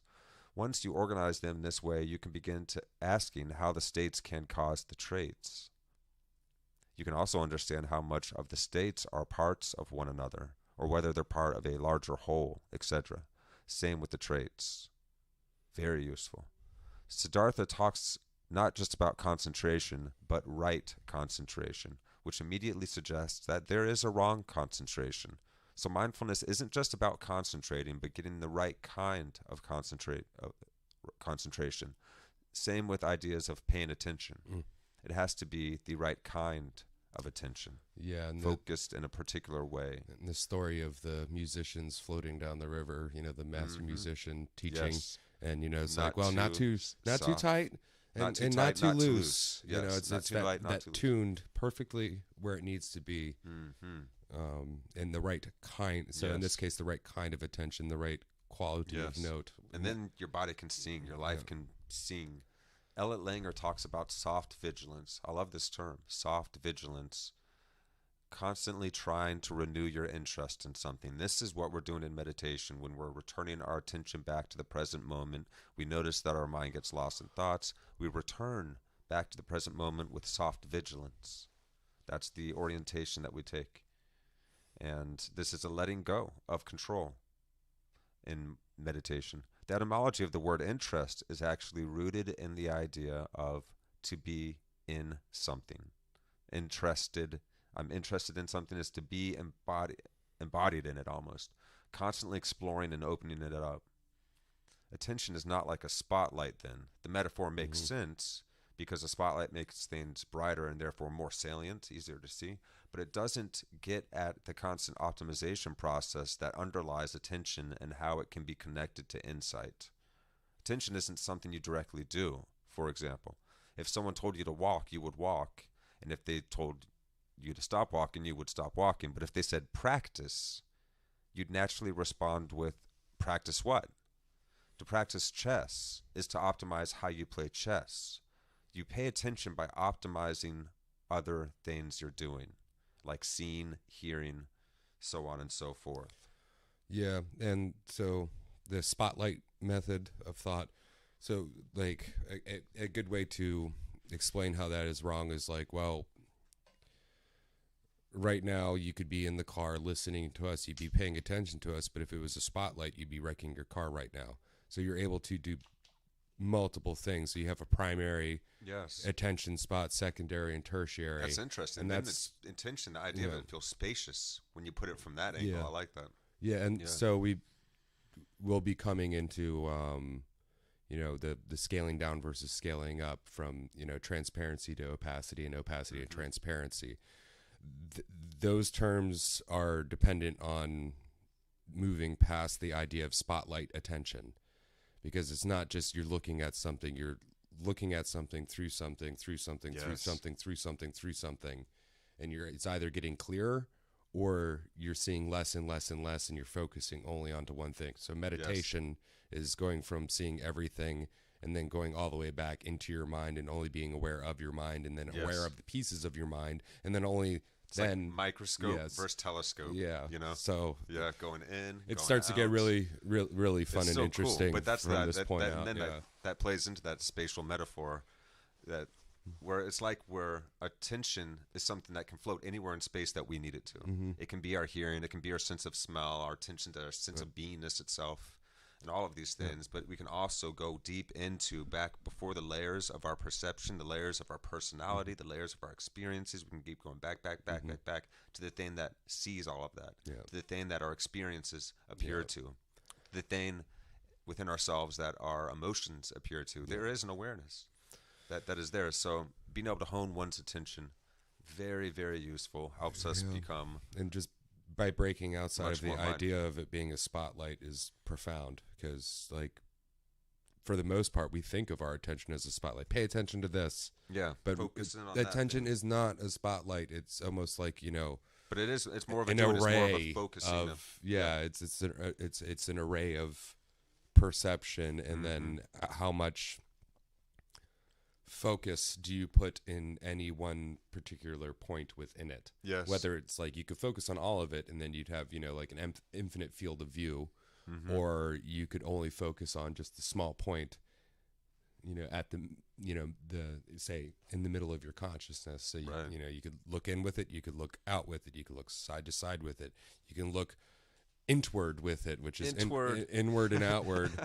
So it makes attention in my like the way I feel about it, this concept, and breaking the concept of the point attention and thinking of it as this mobile, moving, broad thing. It makes it much more muchness. It has much more Yes. muchness to it. It's far more useful and versatile than just a spotlight. Really is. Attention is a useful thing. It's a thing. And you can attend to it or you cannot. You can practice. Worldview attunement. We can practice our worldview attunement. And we get that deep sense of disconnect tuning the world, when the attuning soul's out to of it. alignment. But we have the possibility for co-creation together. Yep. Yeah. I think it's a good time for a quick break. Yep. Yeah, I was about to say, I drank my bottle of water. Got to get another one and return the bottle of water. Right on. If you will. I'm looking at my notes now. I wish I'd looked down at these more during this because there's a lot of good stuff here that We got to get through Mark 5 can't cover episodes. everything. But yeah, we got to Yeah. get through these last 2 Well, episodes. And if you guys thought that this was even remotely interesting, to check out episode 7 of Awakening from the Meaning Crisis. And you can also, the episode titled Buddha and Mindfulness. You can also check out our coverage of that on previous episode of Actuali. I'm sorry, that was episode 8, the Buddha and mindfulness. Oh, we're already there? Wow, we're doing good. Yeah, so we got All 9 right. and 10 left. All right. And then we're going to be done with the reflections on the first 10 episodes, and we're going to get on to episode 11. We're going to start getting deep. Cool, because these were fun, but I was really looking to getting back to this the lecture series. Yeah, And, man. I feel you. So I know, me too. I know. it's like the It's like, oh, this is dragging. This is taking a lot longer than we expected it to. well, episode 2, But hey, it's, you know. reflection 2, we got a little silly. So if you want to see us silly and a little drinky, I think it was reflection series episode 2, which was like us covering maybe episode like 3 and 4, or maybe just 3, or like It was hilarious. Yeah, we just talked. you know, part But of we did definitely reflect on the series and the subject matter, and you know, there's that. But it's there. It's there for your all's amusement, for your enjoyment. well, part of study group is having fun. This Taking time to have fun with the things you're learning. And, most definitely that. And the whole point of this whole thing is also to encourage all of you out there to join us in studying John Vervaeke's Awakening from the Meaning Crisis. It's a masterwork. He's got a lot of great colleagues that he's been working with, and he's standing on the shoulders of giants to bring us this. And it's very much, I feel, an antidote to our times. Yep. This is really exciting to have come across and to be able to share with all of you. So once again, thank you guys for tuning in. Like and subscribe if you're enjoying the show, and share with your friends and family. And we are going to take a quick break. So we'll see you guys in just a few minutes. All right, we're back. Yeah. We were just outside talking about how we can get so attached to our ideas and even new systems that humans will play with to try and make the world a better place. And our altruism can get ahead of us sometimes, can't it? Yeah, well, worst harm can come from the best intent. We really got to be the change we wish to see. It is about being mode, isn't it? It's not about having a certain trait. It's about being loving in general towards one another, so we can all be more open and accepting, Well, and less attached to our ideas, and realize that we're all here symbiotically working together as one great organism, a living planet that is self-reflective and self-aware now, and we get to decide where we go from here. But yeah, we're human beings, not human havings. Yes. Yes. We're not having human, we're being human. I don't know, like, if you're a cannibal, maybe occasionally you have human, but that's different. Or they're having the human to try and be the human. They're trying to take on its traits, aren't they? Yeah. In some of those traditions, I won't go think. on the spiel of the need for consumption and right? cannibalism being the truest form of love or nothing like that, but there's a whole end of that. Some things we'll never understand. Anthropology is a wild, wild study. Oh, now we're on to episode 9, Insight. Mindfulness is basically teaching us how to appropriate and train a flexibility of attentional scaling. So that's focusing of our intention from different levels of perspective. Yes. So that we can, like we were saying before, tuning in or getting a larger gestalt view when you zoom out, so that we can intervene effectively in how we are framing our problems and increasing our chance of insight when insight is needed. The willingness to put oneself in another's shoes. Developing practices that help us be more empathetic in those ways, open-minded and considerate, and deeply considerate as well, or what help us and knowing develop wisdom. And knowing what to consider, you know, like being... yes, how can we train attention so as to be more insightful in general? Yeah, well... so we're not tuning into bullshit, right? Yeah, well, yeah, so not just going after what is salient, but going after what is true, or making what is true salient Yes. for yourself. Yes, for ourselves, yes. And, you know, framing the problem properly, and sometimes, you know, that it, well, I won't say sometimes, every time you have to break your framing to reframe as well. And that's where these scaling techniques, scaling in versus, or scaling down versus scaling up, going from big picture down into feature, and then from feature into big picture, while also going from transparency to opacity, and then into opacity to transparency, and it's movements Yes. It's like the lens is constantly focusing, and it can be pointing one way, but Yes. inverse focusing, and then or focusing in with where it's pointing as well, That's it. and just the practice of trying to imagine all the, I guess, positions and directions attention is facing is a good practice in it of itself to kind of get you to be able to I like that you pay said better positions attention. here. I'm highlighting the words as you're Oh, talking. really? I'm not highlighting yeah. aspects of the notes here that point. All right. Well, That agree okay. with what you're saying there. And as you were pointing out about positions, to make one more dispositionally capable of insight Yeah. is why we utilize mindfulness techniques. So Michael Polanyi pointed out that attention has an important structure, an in and out transparency to opacity shift. Yeah. Yeah. If you're wearing glasses, you look through them, but if you take them off, you can look at them. They have become opaque to you, the object of your seeing. Yeah. You're no longer looking through the lenses. You're looking at the lenses and not what's behind the lenses. Yes. Yes. So our attention is like an optimization process. We're optimizing our viewpoint for what is going to be most effective and useful in that moment. Because, well, in this case, like with the glasses, like say you're trying to learn about your glasses, well, you don't need to be looking through your glasses. You need to make them sufficiently opaque so you can see the glasses. Make the outside opaque so you can focus on the glasses, yes. And so the capacity for us to do that is what allows us to have active attention. And wisdom is a systematic set of insights that improve attention of our existential modes.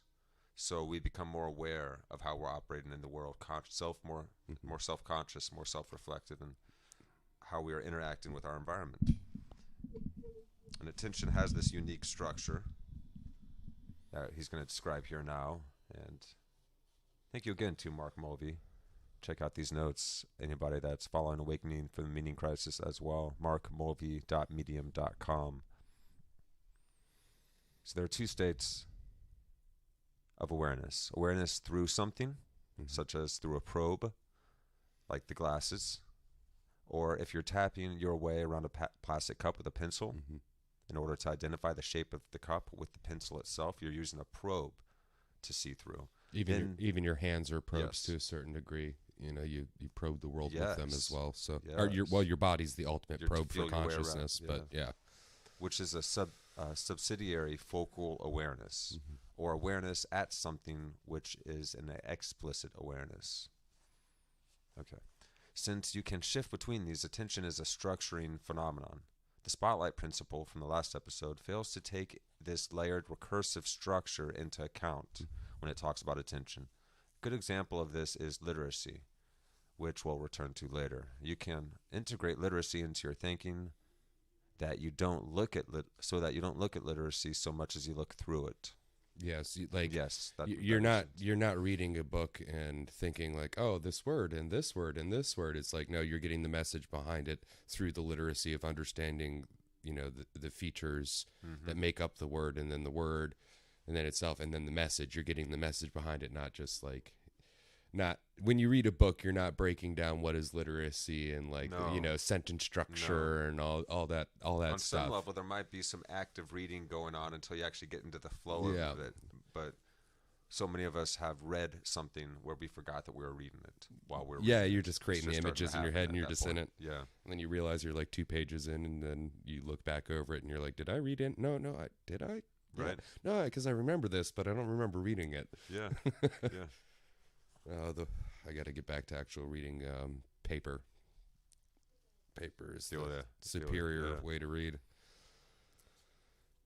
In addition to the in and out transparency to opacity shift, your mind is also shifting up and down from feature to gestalt, the eidos, to the structural functional organization, all the way down into the details and back, interpreting the letters that make up a word, the features, plus the word and its meaning, the gestalt.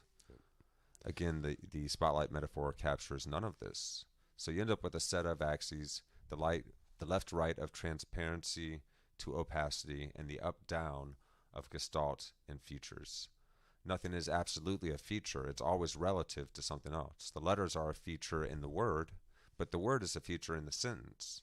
This is a dynamic shifting through these axes by your attention, the scaling up of attention and the scaling down. Thus, the word meditation means to move towards the center. Mm-hmm. Contemplation is often today used as a synonym for meditation, but actually notice the etymology of this one of contemplation has temple at the center, which actually comes from the Latin to refer to the part of the sky you look at to see signs from the gods. To contemplate is to look up toward the divine. The Latin contemplatio was a translation of the Greek word theoria, which means trying to see more deeply into reality. And theoria is like the greater structure from which theories are embedded in. So meditation is actually about moving inwards, and contemplation is about focusing outwards.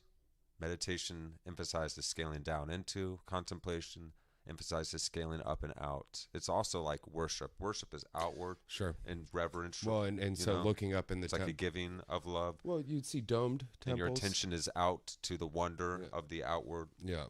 But there's also an internal aspect. And so all the great religions and the great philosophical, mystical teaching systems, the wisdom schools, they all taught in this non-dual fashion that you need both. Yeah, and the the non-dual attention, is, you need the contemplation is the as state well. of both at the same time, opposed to just one or the other. Because, and I'm sure we'll get into this in the notes, but if you say are too far down into the meditation, you get to the point where you're just stuck on the feature, like individual features, and you choke on making a decision on what it is. That's right. So, it like, can't say, just be well, meditation alone a good way without a good way to explain this is like bringing it into life. So in math, the features, well, there are letters in math, Yes. but if you're only just looking at the letters and you can't read anything, interpret anything, you have to jump out and say, "Oh, this is algebra." Oh, Right. these are, so you're stuck, you choke. Yes. So But then changing if your you're attention. only looking out like at the whole thing and you're looking at this whole thing, you're like, "Oh, it's some language," but you can't get anything out of it because it's not actually language. Because So you can't scale into and it. so you yeah. fixate and you're like, "Well, what is the language behind this thing?" Yes. And it's like, "No, it's math." Yeah, so but- too much of either yeah. or isn't going to Yeah. help us. So one is the scaling up. Its downfall would be fixation. You get outside the mold and then you fixate on just something else, like oh no, the world is this way, the world is flat, it is Yes. whereas the other one is, well, I can't tell whether it's flat or not, like It's I like a know it's decision, like yeah. so you need the both to say, okay, well, Yes. Earth can't be flat because I'm seeing that here on You the need to small be able to be yeah, thoughtful and yeah. considerate, but you also need to be able to actuate that potential and Yeah. to help interact and inform and change the world. Yeah, and these physical practices we do, whether they're like Tai Chi or Kung Fu or different sports and things like that, maybe not necessarily your like TV sports, but different games and sports actually do have a worshipful component, if you will, to that. Sure. Instead of just Sense of doing the reverence. acts. Yeah. Yeah. So, like say with Tai Chi, you can see these movements and they're moving in and out and expanding as well as contracting, as well as doing both. And you have to think about, okay, your body moving through this, your breath, your steps through it, but you're also thinking of the whole motion and sequence that you're going through as well. So, and you're doing this physically and mentally. You're interacting with the So outer it's- world, and yeah. it's an inward, Yeah. also meditative process. So it's a moving meditation. And when Gives you the in and the out. And then when you get to martial arts where you're participating with another person and sparring, now you have another force that's outside of you that you're also connecting with and understanding Yes. that's doing the same thing with you as well. Yes. And now you're like distributing your cognitive network, at least in this sense, the non-dual state. Like when you participate in these practices with others, it's not just so you can get a group of people together to do this thing. It's actually because it enhances Yes. the experience. The Now, Tai Chi fellowship by itself is enhances. very good, but Tai Chi with a large amount of people, maybe you're learning a little Meditation bit more with about more than the one, yeah. pacing with everybody moving through, and That's why I we don't know, would yeah. congregate together. And even philosophy, the word itself is like the love of the fellowship love of wisdom. Yes, and that and not just having as like, oh yes, we all have this wisdom. It's So great. we're It's like interacting developing and with with existence each other rather than just being Yeah, thrown around, subject to existence. We are a part of it. we So are both the meditation is agent the moving and the inwards, arena. contemplation, the focusing outwards. We are the agent and the arena. Yeah. So we recall the 9 dot problem, if you guys remember that, Hmm. where people automatically take the 9 dots to be representative of a square and assume to connect the dots, assume it to be a connect the dots problem. The solution relies on not treating the problem categorically and to remove the idea of square from what you're looking at. So you have to break up the gestalt to de-automatize the cognition to make it more conscious, and this is done through a transparency to opacity shift. That's not enough. You have to widen your frame of awareness beyond the 9 dots into the invisible whiteness of the paper beyond, and take what was in the background and change its relevance. So you're basically trying to solve this 9 dot problem with like Yeah. 3 lines or something like that. I forget what it is. Yeah, so exactly. it's 1, 2, 3, 4 straight lines. Four So straight lines connecting 9 dots in a grid with without four lifting up, straight yeah, lines without lifting the up your pen. pen. So Yeah, if you try to just go from dot to dot and have can't be no done. It non-dot looks easy. bends, Yeah, you can't do it. But yeah. what it requires is you to Draw. go all the way down Yeah, if past these the are the last dots, dot. like 1, 2, 3, 1, 2, 3, you go down Yeah. and it's like that or So something. you collect the first row of dots, and then you go halfway past, and then you come up at an angle so you catch the second and this next row down here, and then you go across. Now you got all the outsides, and now you just have 2 more dots that you need to. Yeah.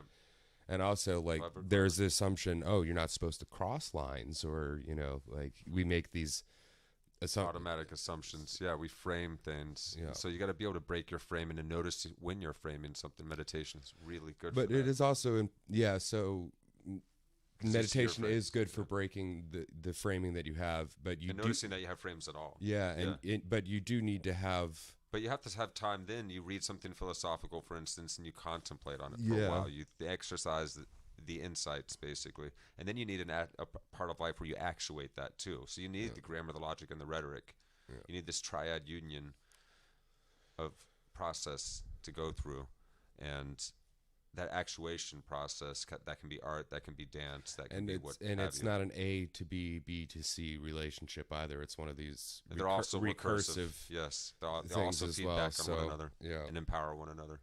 Yeah. which like I can understand the hesitance to want to try to jump your brain into something like that and thinking like that just from the outside perspective, because we don't like We don't want to be a around, recursive we do system. not We want want to know sit there A, and B, and C. watch or listen to our thoughts. It sounds Yeah. like a horrifying idea. Yeah, Actually, when you detach yourself from the emotional weight of the thoughts and you just be the non-biased watcher, there's just a clear awareness there, and you'll notice it if you get deep into meditation, that the thoughts and the emotions and the ideas are actually appearing to this awareness that we are. And that part of awareness, that aspect, that ground of awareness, you could say, is not bothered by any of the emotions or thoughts. It's actually noticing. It's like when you get upset, angry, stressed, sad, or happy, you are feeling that happiness arise in you. And who is it that is feeling that is the practice of self-inquiry, the form of meditation, where you're literally just keep going back into that sense of I. And what is that is appearing to? And you're trying to inquire into it with a curiosity. And that's a beautiful process. And it's a joyful process, because then you see your ideas, your thought patterns, your habituated ways of seeing things arise to this clear consciousness. And it's so unconditional that it sees it like with the eyes of love, with a very it's hard to describe, but with a natural wisdom. And it's funny. You kind of laugh and you have a chuckle about it, and you're like, oh, I was being so hard on myself. Kind of reactions to the ways that we think, and you can see how busy the mind is, constantly trying to keep itself company, or just oriented to its environment, busying itself to feel distracted from really ever being here in this moment. We're somehow so afraid of it. But to be here is, of course, the most beautiful thing. Have you ever tried to actively contemplate without using words to contemplate things? Like, yeah. So it's like, yeah, to really feel into it. I used to do that when so I was instead a kid of a lot. okay, how do instead of saying to yourself, how do I feel about this? It's feeling how you feel about that without Yes. having the words saying, how do I feel about this? It's Mm-hmm. actually going through that, having That really is what having the meditation question is. It's without tuning the into the words, being being mode. Yeah. inquisitive without the language behind it. Yes, that's Um, exactly what you're trying to get to in yeah. meditation. That and in best case scenarios, you're able to do it such that you remember the orientation of tuning into the sense of Mhm. being here in this moment, just the feeling of now, and that feeling of I before any description. I am this or I am that. You get it. That's a feeling that it's super familiar, and it seems so mundane on the surface. It's always been there. It's not. It's something that we don't spend much time in. But if you actually do visit it and spend time in, you can cultivate the capacity to be in the stillness, that still peace of that awareness for longer and longer durations. And then it gives you more space around your thoughts and the moments in your life. You have more time, you have more space to respond to. You're not just going to jump to anger or reaction or emotional reaction to something. You're going to observe what's happening in your body instead and be like, oh, I notice emotion arising in me right now when this person just said that thing.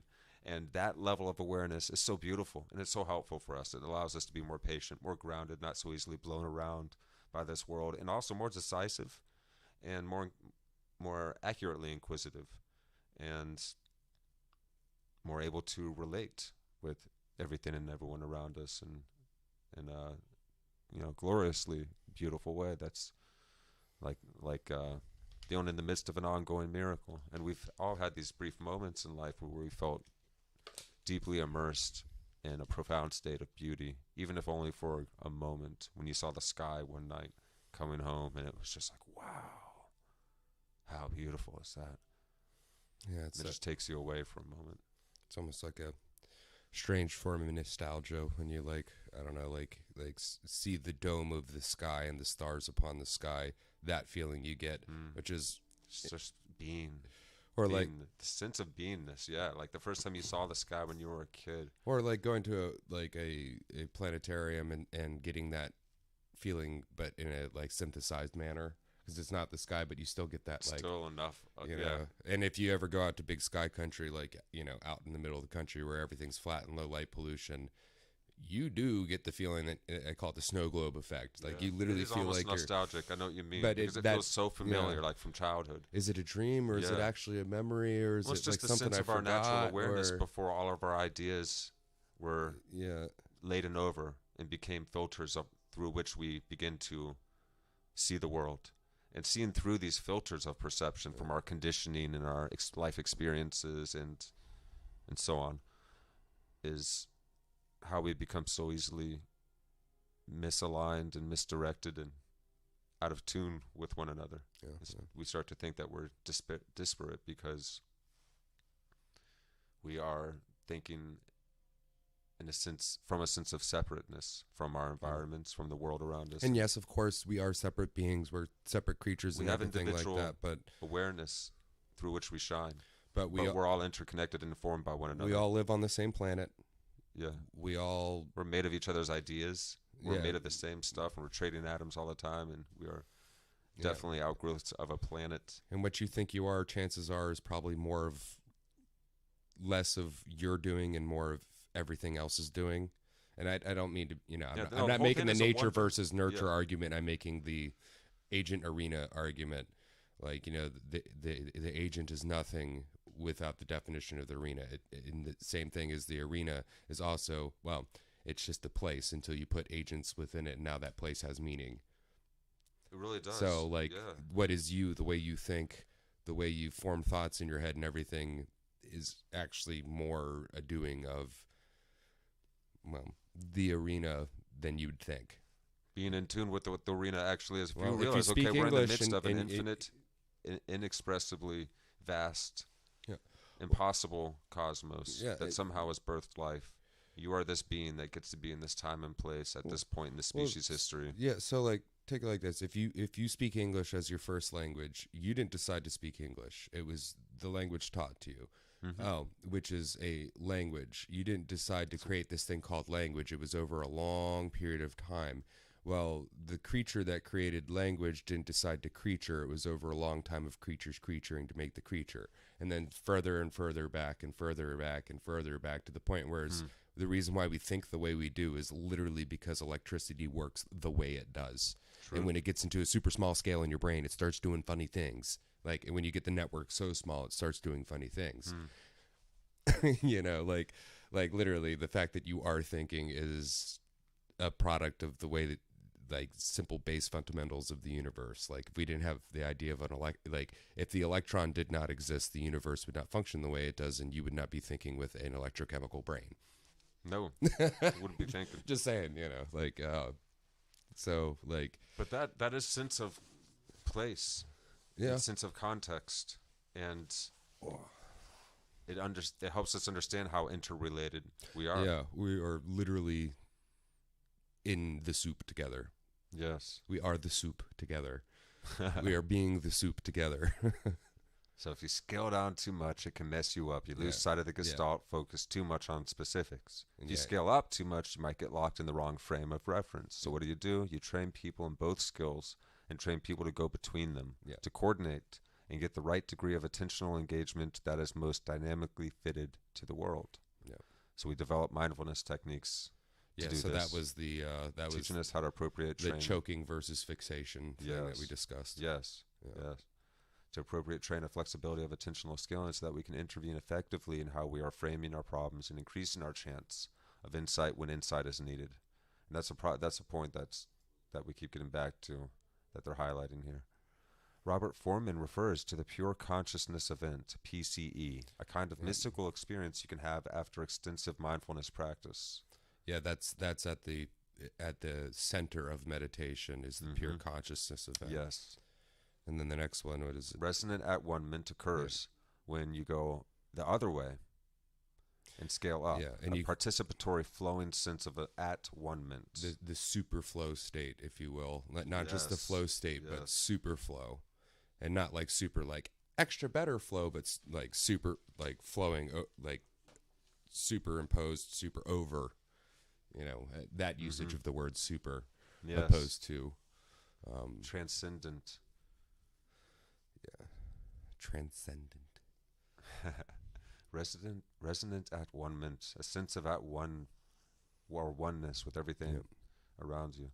There's a third state, a state of non-duality, which is the highest, which is where you are experiencing both at once, a prajna state.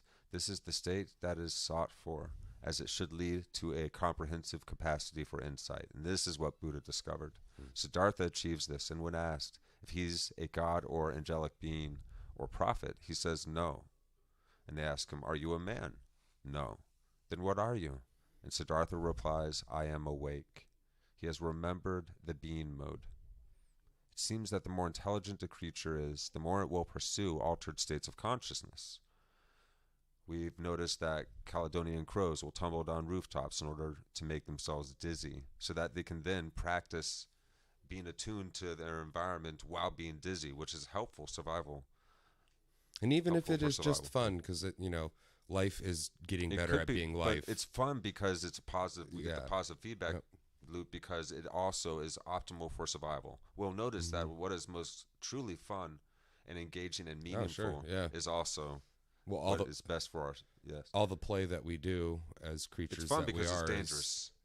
And it's good. It's fun to practice dangerous because it helps us to survive.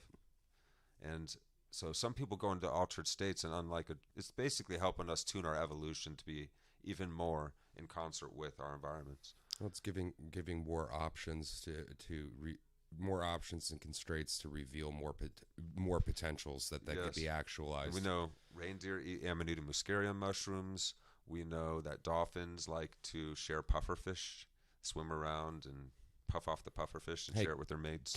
Cats even like catnip. Catnip, great example. And some, not all dogs drink, but some dogs do, and they like it. That's true. And some dogs like cannabis. Yeah.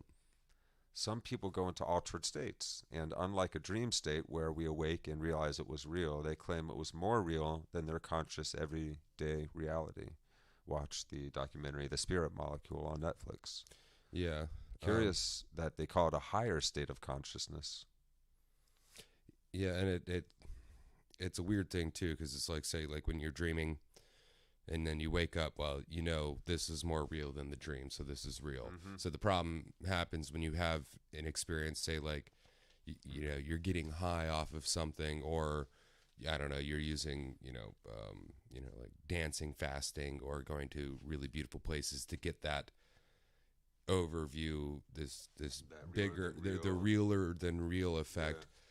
Well, you've got an option. You've either got to figure out how to keep yourself up there all the time, or bring the world with you up into that. So, Yeah. like, how do you make the world that realer than real around you, Yeah. opposed to just doing the drugs, because You got the eventually it runs opacity out. shift down, and So there's a call now, and a responsibility, and a force pulling you into, now you've got to make this.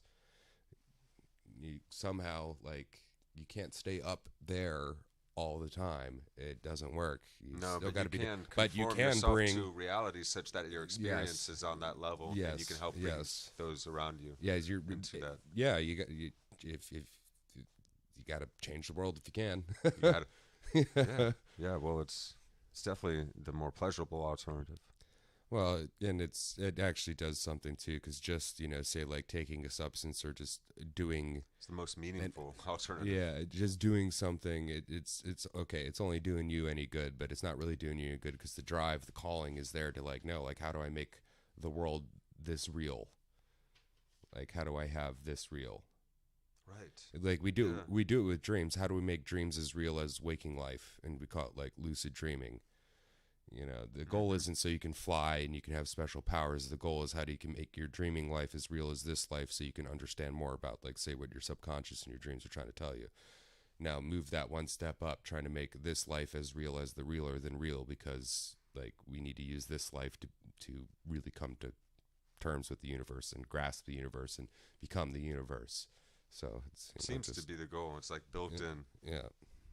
Life likes So the we- life, man.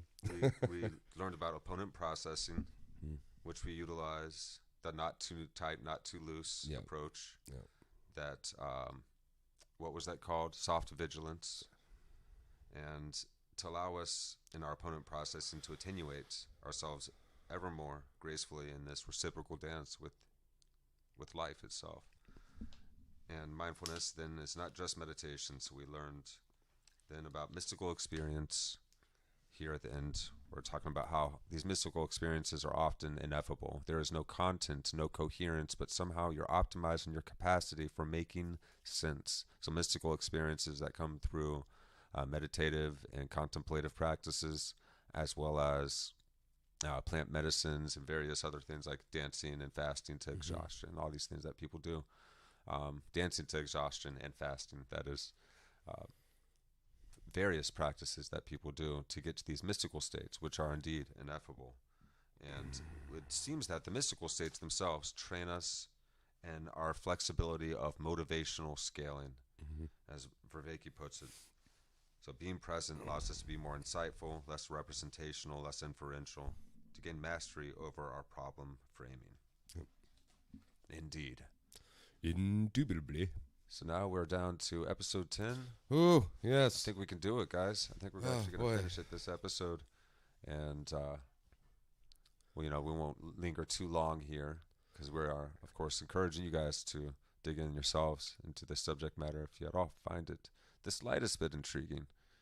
There it is. I say you must. We need more people. We need as many people as we can get. Well, and that's that draw, creative journey. that draw to attune the realer than real with the world as it is now, and not in a way where you're trying to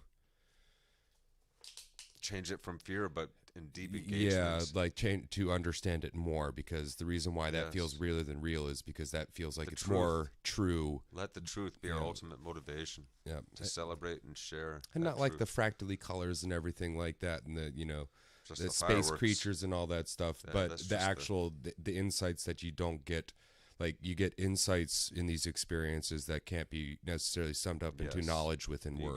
get epiphanies, piled on epiphanies, Yeah. that tell an epiphany story Yeah, so like, how do you get those insights in the world, and bring them out this, into, this the, world, into this world. Yeah. And how do you, so we need others too, because we work best with others. Like, the best psychotechnology ever came up with was our psychotechnologies around trading, and then establishing So you're trading rituals, and then you're what do you call them? Proving your loyalty Yes. rituals. Loyalty Yes. rituals are the two best things we ever did because we need people. We need people. to make our brains better, make our systems work better. We need each other. Different kinds of peoples and perceptions and ideas all playing together. Diverse ideas in union with one another. Yeah. Well, and Yes, we're informing and we're social upgrading. creatures. Damn it! And like We have so many beautiful perspectives of some very fundamental truths that we're starting to find in the universe around us. And so these are going to be exciting times, I think, if we engage most fully. And certainly we're going to go through hard times as well. And God knows Oh, they what we coming. could be facing. They are coming, and they're going to But- come hard, and it's going to be unique. We are capable. We are highly capable beings. Yes. And if we can shine a way of deeply reverent, wise, considerate, and powerful love, I think we might just make the difference we need to make to skirt the precipice and to have new systems that can help replace the ones that are becoming obsolete. That we can get on with this building of systems together, as Bucky Fuller put it, to create new systems that make the existing obsolete is a far better way than mere resistance Yeah. to the current state of affairs. Make something better that outmodes it, that just literally works better, that people just start to adopt more than the old way, and the old way will fall apart on its own. All right, episode 10. Yes, episode 10 is on consciousness. Most people know that consciousness is a mystery, but most people don't realize that what consciousness does is also a mystery. And this is John Vervaeke's speciality. Most people know that consciousness is a mystery, but most people don't realize that what consciousness does is also a mystery. As a cognitive scientist, Vervaeke is going to help us break this thing down. You do most things without consciousness. You have no awareness of what your brain is doing that allows you to generate speech, for example. Now, we have a global workspace theory, which is an idea that your consciousness functions much like the desktop of a computer. You can activate files by bringing them to your desktop, and then you broadcast that back to existing files. Yeah, so you activate files, bring them to your desktop, and then you broadcast that back to your existing files. It involves ideas of working memory. It's a theory associated with Bernard J. Bars and has increasing evidence to support it. So instead of the, what was the idea? Like the before castle mansion, with the castle, rooms, room you know, theory. that you have It's to more- go and access. It's more like your This desktop. is more how our consciousness actually functions. So it's like working memory. So yeah, I can bring up my WordPad, I can type something that is going to broadcast back to the existing files and update them with new data. It's a theory associated with Bernard J. Barr's increasing evidence. The idea with this theory is that consciousness helps you zero in on relevant information, putting information together in a relevant manner and using it in a relevant way. To realize relevance is the activity of consciousness. Yeah, so we don't get overloaded with too many things. You know, the consciousness can bring things to the forefront that you need to, and exclude and you foreground and background things, so you can tell. Okay, well, you're working on this right. Well, if you've ever had way too many windows open on your home screen, or on your desktop, it gets a little funky. Well, Yeah, right. An optimized consciousness can keep Things ordered. ordered, and then it goes back to where it needs to go, and then, oh, I know where to find this. There's, it's not necessarily an icon you click in your head, but your brain, and it's like, oh, what's that thing? Oh yeah, it's this thing. It kind of does that anyway, unless you're a little slow, and then you're like, yeah, what's the word for that, man? What's that word? It's that word we use all the time. Get too many man. words in your head, that can happen. You can only keep track of so much at once. The idea with this theory is that consciousness helps you zero in on relevant information to realize relevance. Measuring the brain function of someone conscious looks similar to the brain activity of people when they're chunking information, restructuring it like an insight. That's interesting. Tononi's integrated information theory from his book Phi, his model of consciousness is around how tightly integrated information is, a complexification of information. Consciousness can be reduced when a problem has been well defined, doesn't have a high degree of novelty, and doesn't require insight. But if those things are required, then consciousness is needed. Interesting. Yes, because we can be very automatic. We can like autopilot drive, for Yeah, instance. you're driving, then you're Get like somewhere almost home, and you're like, damn, Whoa. I didn't hit anybody, did I? What's going on? This theory explains why when you have an insight, you have a flash, a sudden brightening of consciousness. That's why we have that light bulb metaphor. Part of what consciousness is doing is it's creating a salient landscape, a featurized landscape, featurization. You're not paying attention to everything in the room. You can't, but you can foreground some of the information, and you gestalt what's foregrounded into a figure, an idea of that room. We use the phrase figuring out, and then you frame problems or potentialities. This salience landscape, these four features of feature, foreground, figure, and frame, the arrows actually go both ways, allow you to get an optimal grip on things. An affordance opens up in a presence landscape. Now, this is how our consciousness is functioning. So before we get into the presence landscape, so like you would walk into a room, you'd see a bunch of people all looking in one direction. You'd see a person in front of that. So now, okay, you're in a room, there's people. The people are oriented in a way. It draws your eye to look that way. Oh, there's a person at the center. Mm-hmm. Okay, that person at the center, what are they doing? Oh, they're talking to the people and they're all paying attention. Oh, I must be in a classroom or a lecture. Oh, okay. So now you figured it out instead it's of like boop, boop, boop, boop, it's not. it, Yeah. And it's like, well, you forefront, like, so you go, first the capacity. people in the room gets forefronted, but then you get drawn to where everybody else is looking. Now, that layout person is the forefront of it. Oh, that's the particular person. And then, I figured it out. This is a lecture, and then you have to listen to it and figure out what the lecture is about. Yes. So this feature of consciousness helps us to zero in on relevant information. Vast information needs to be selected from. It's helpful to be able to zero in on whatever relevant information is available in a way that's needed as accurately and quickly as possible. So consciousness is tightly associated with our working memory. And let's move on here with Mark's notes. Part of what consciousness do in creating a salience landscape. This salience landscape, these four features, foreground, figure, and frame, allow us to get an optimal grip. And affordance opens up in a presence landscape. It becomes graspable by you. You don't see colors and shapes, you see affordances. Things that you can sit on. Yes. This is walkable. This is where I can place things. I'm a grasper, and this is graspable. This is how our consciousness is formulating itself as it moves through reality. Your brain is figuring out causal patterns versus merely correlational patterns in a depth landscape. Hopefully it's doing this accurately. So to recap, when you transform a salience landscape into a presence landscape and identify an affordance, something you can interact with and utilize, then you test its causal patterns in a depth landscape. This is what consciousness is doing for you. So it's playing out all the potentialities of what can happen in this depth landscape. Part of the way in which you become wiser than a child is because you've trained your salience landscape to zero in on the relevant information in the relevant way.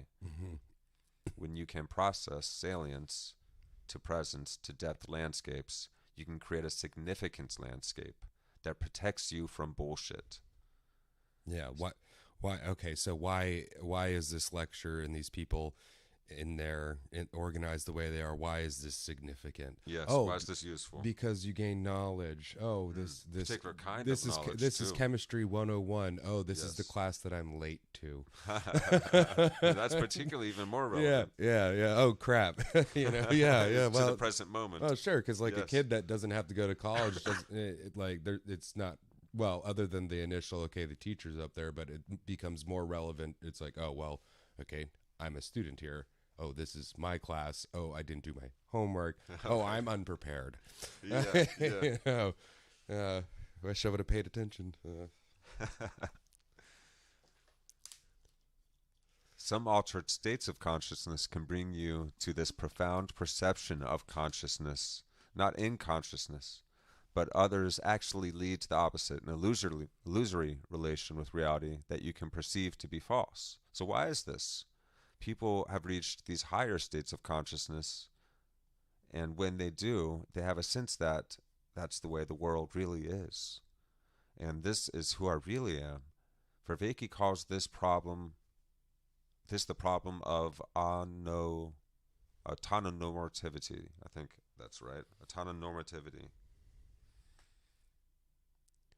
These higher states of consciousness are called higher because they're challenging you to change, because they're presenting you more realness. So why is ontonormativity a problem? Because unlike dreams, we go into these higher states of consciousness and come back and think reality is less real than what we just experienced. Yep. So we have to change ourselves now to live up to that, to make that more likely again, or more present to us, that reality that we just experienced, Yep, of love and oneness with everything. and you go about it doing two ways. Either you have to keep going back up into that world, into that realm, which doesn't necessarily work, or you change the world that you're in. And that's what we were talking about earlier. And I think there's a word for it, but that calling, that feeling you get to do that. Well, you can get addicted to just the feeling. Yeah. The practices, the rituals are there to help us further develop our insight in and allow us to even better actuate ourselves in the present environments. We're constantly updating that machinery. Ongoing rituals, perhaps amongst people's practicing wisdom for this reason, could be useful. Yeah. So why do you reject your dreaming as unreal? That's an interesting question, because unlike dreams, these higher states of consciousness, well, they stick around. That sticks, and they still feel more real than what we experience in an awakened state. Yeah, you tend to do them while you're awake. No, that doesn't happen with dreams, but it does with higher states of consciousness. Yeah. They remain more real than ultimate. They have an ultimate reality sense to them. Yeah, and this is like the game within that reality. And by getting into that while you're awake, there's more continuity between consciousness and that event than there is between dreams and waking consciousness, because there's always a threshold barrier between being awake and being asleep. And you can feel it sometimes. You can feel falling into your dreams, or being pulled out of a dream. But there's always a threshold break. Whereas, I don't know, you get into a good trip that's really impactful. It just seems to pull you. Okay, you're completely sober, conscious, and aware, and then and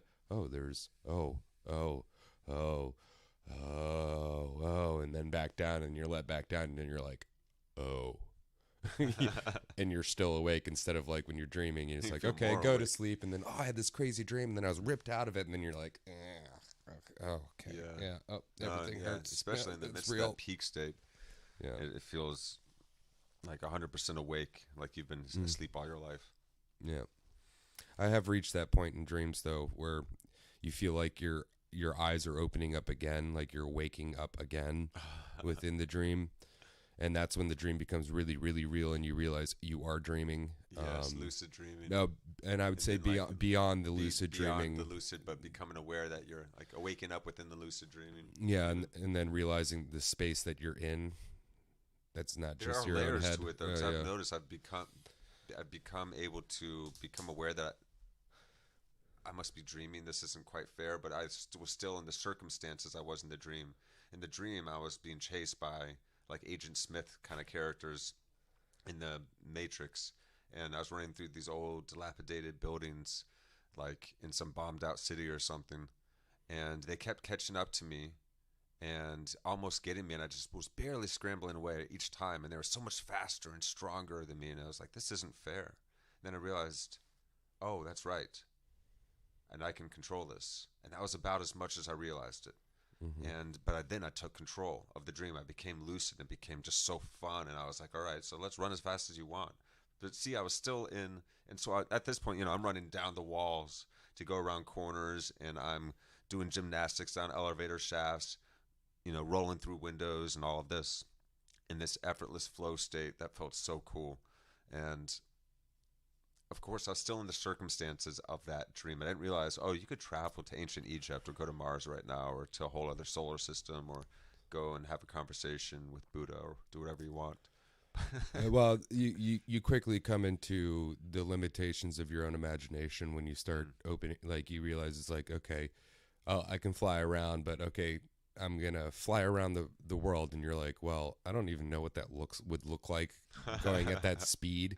So you do a lot of guesstimation work, and you're Yeah. building as you're doing it. But then there's other times. So I have Interesting. experienced this a few times where you'll be walking from your standard unlucid but visceral dream state where you're starting to come to terms with like, oh, okay, I'm dreaming, and then it feels like you walk through one pressure, and then it's like walking into a pressure but also relieving from a pressure, and then you break through to the next state, and it gets clearer and clearer and clearer and clearer until you're at what I don't know, I'd call like the source landscape that we can all participate in. And this is where you meet people and entities and different things, much like you do when you're in a DMT trip Wow. or ayahuasca.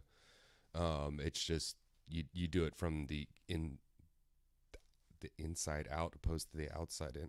It's a very weird thing, but you're moving through pressured layers until it clears up. And the place I was a mishmash conglomeration of my own familiarities of my own worlds and neighborhoods and everything, but also mixed with other people who are there. So it was one of those things. If you looked at it directly, you could only see pieces of it, but you're aware of the entire gestalt of it. Wow. And you can see some people and you can't see other people because you have no conception for what they're going to look like, because maybe they're vastly different than you are, being the fleshy thing that you are, that you can recognize them as being there. You just don't have a mechanism to, or a image, or a Like a an visual analogy for representation. them to put in place. Yeah. It's like, because you can imagine an alien, big head, big eyes, tall, whatever, because it's got arms, eyes, and whatever, and you can even imagine one that's like squid like and whatever. But how can you imagine something that isn't just tied to a three-dimensional physical form? Well, Right. you really can't. So your brain does the best it You do can. not have the imaginal capacities for these tasks. And I've been to places that were, like classrooms brought in by, the pay attention to the guys in your dreams that got the big eyes, and they may be animals, or they may be something that freaks you out, but big eyes, and they look into you and you get the feeling that you should follow them. Go ahead and follow them. I don't know what that is. I don't know if it's part of you or if it's part of something else or whatever it is, but yeah, no, but walking out of walking back into the pressures of being asleep, it's almost like a blanket being put back down on you. When you wake back up, the memory of it is not nearly as clear as it was being in there. Whereas when you're in the high state from awake, going into this high state and coming back down, you don't have the sensation of it anymore, but you have the memory, even though you can't, you have the information in there, even though it's ineffable and you can't talk about it. Yeah. Whereas in the dream, it fades unless you really go back and revisit it. And that's like the degrees of realness on either side are both super real, but intangible and ineffable. And then we're in the middle, and we're trying to, make the realness, or make this the realness, as real as the other reals. Now, mind you, the dream state, I do not want this physical universe to be like what it is when you go through the pressures into the center landscape that everybody shares, because it would be too chaotic and we would have no order or nothing, and it would that's very the traumatic. realm of imagination. Yeah. Through which we create this reality. Yeah, like you were saying. But yeah. I don't want to be in the highest state where I'm constantly communicating with space elves and seeing fractals everywhere either. No, of course it's not. bringing Yeah. the combination in between. Maybe build a beautiful structure that has these visuals. No, you go to the that you can see, mountaintop to get advantage, to yeah. prove to yourself that you can climb Yeah. that mountain. And you might to not learn what that necessarily. mountain can teach you about yourself and about the world, to be able to see from it, to get a far vantage point. If you need to be able to make broad plans. Yeah. Great Yeah. changes require great undertakings of us. Talking about dreams, though, I could talk about dreams forever. Yeah, that was wild. That's amazing. Yeah, that sounds like a psychedelic trip. Oh, it very much is, and it's one that you. Well, that's what the brain's doing basically when you're dreaming. Yeah, right. It's firing off dimethyltryptamine. Yeah, I don't need the exogenous stuff. I already got the endogenous stuff. You just got to move through your dream pressures to get there. Okay, so learn about the nature of consciousness. Why is autonormativity a problem? Because unlike dreams, we go into these higher states of consciousness and come back and think reality is less real than what we just experienced. Why do you reject your dreaming as unreal, though? what happened in your dream doesn't cohere with the rest of your life. Yep. And HSC, higher states of consciousness alone, don't cohere. But this difference is so great that you don't reject the higher state, you reject reality, because it's so much more magnificent, interconnected, meaningful, information loaded, um, all of these things. And the sense of holiness, the sense of oneness, these are quite incredibly profound, life affirming, life altering experiences. So yeah, you come back to this reality and you're like, whoa. Just like when people come back from near death experiences. Um, they don't also contain intelligible content as dreams can. They're ineffable, they're trans-rational, they're beyond rationality. This is a perplexing situation because there can be quite profound epiphanies and life realizations within oneself, and you can come out and change yourself for the better having recognized these things. So it's hard to explain how these things are told to us because they're told deeper than a language. They're told like through geometry that is language, and Sometimes. insights that are so interweaving and complex that are a part of an animated movement that is beyond anything you've ever seen in any computer graphic simulation in your life. Mm-hmm. Like the underlying nature of reality and the infinite creative capacity of God is being expressed through every pixel of everything around you. So these higher states should be what we most reject since they contradict so much of our actual reality. Like, I probably sound crazy saying that shit, but we don't discount them. We promote them as the really real. We can't help it. They're like, well, that was realer than real. I'm not going to lie about it. I'm telling you this is the experience. This gets to the heart of the axial revolution. It still informs our cognitive way of being today. Here's the thing. Those that experience these higher states of consciousness, long-time practitioners in various wisdom schools from Buddhism to Christianity and so on, their lives get better through all kinds of measures, meaning, relationships, etc. They are actually... Okay, I'm actually losing mark here. Are they actually philosophically justifiable, or are they just an illusion? It's a question. Part of doing good cognitive science is integrating different descriptive levels in our account. Cognitive processes, information processes drawn from AI, machine learning, and neuroscientific accounts of what's happening in the brain, and combining all of these into plausible integration. Vervaeke will argue in this series that this integration provides rational justification for these higher states of consciousness. They are informative to us. They are meaning-making for us. Not that these states provide us with any special knowledge, but rather that they help us want to change our functioning. You're not gaining knowledge, you're gaining wisdom. Okay, yeah, so I misread that. Not that these states provide us with any special knowledge, but rather that they change your functioning. They really do impact on us. They don't give you knowledge, they give you wisdom, a capacity. They help you. Yeah, how you gain it, if you will. Yeah, you're gaining skills, sensibilities, and sensitivities of significance landscaping in this cultivation of awareness that radically transform your existential mode of being. So this is not about your existential mode in general, because you could be in a mode of having rather than a mode of being. A mode of having and needing. Your association with the world is of having, so you always feel like needing. But if you have an association in the world of being, you feel an interbeingness with it, and you live a life honoring that. You feel in a deep sense of congruence and a dance that is deeply meaningful. So this is not about getting supra-scientific knowledge.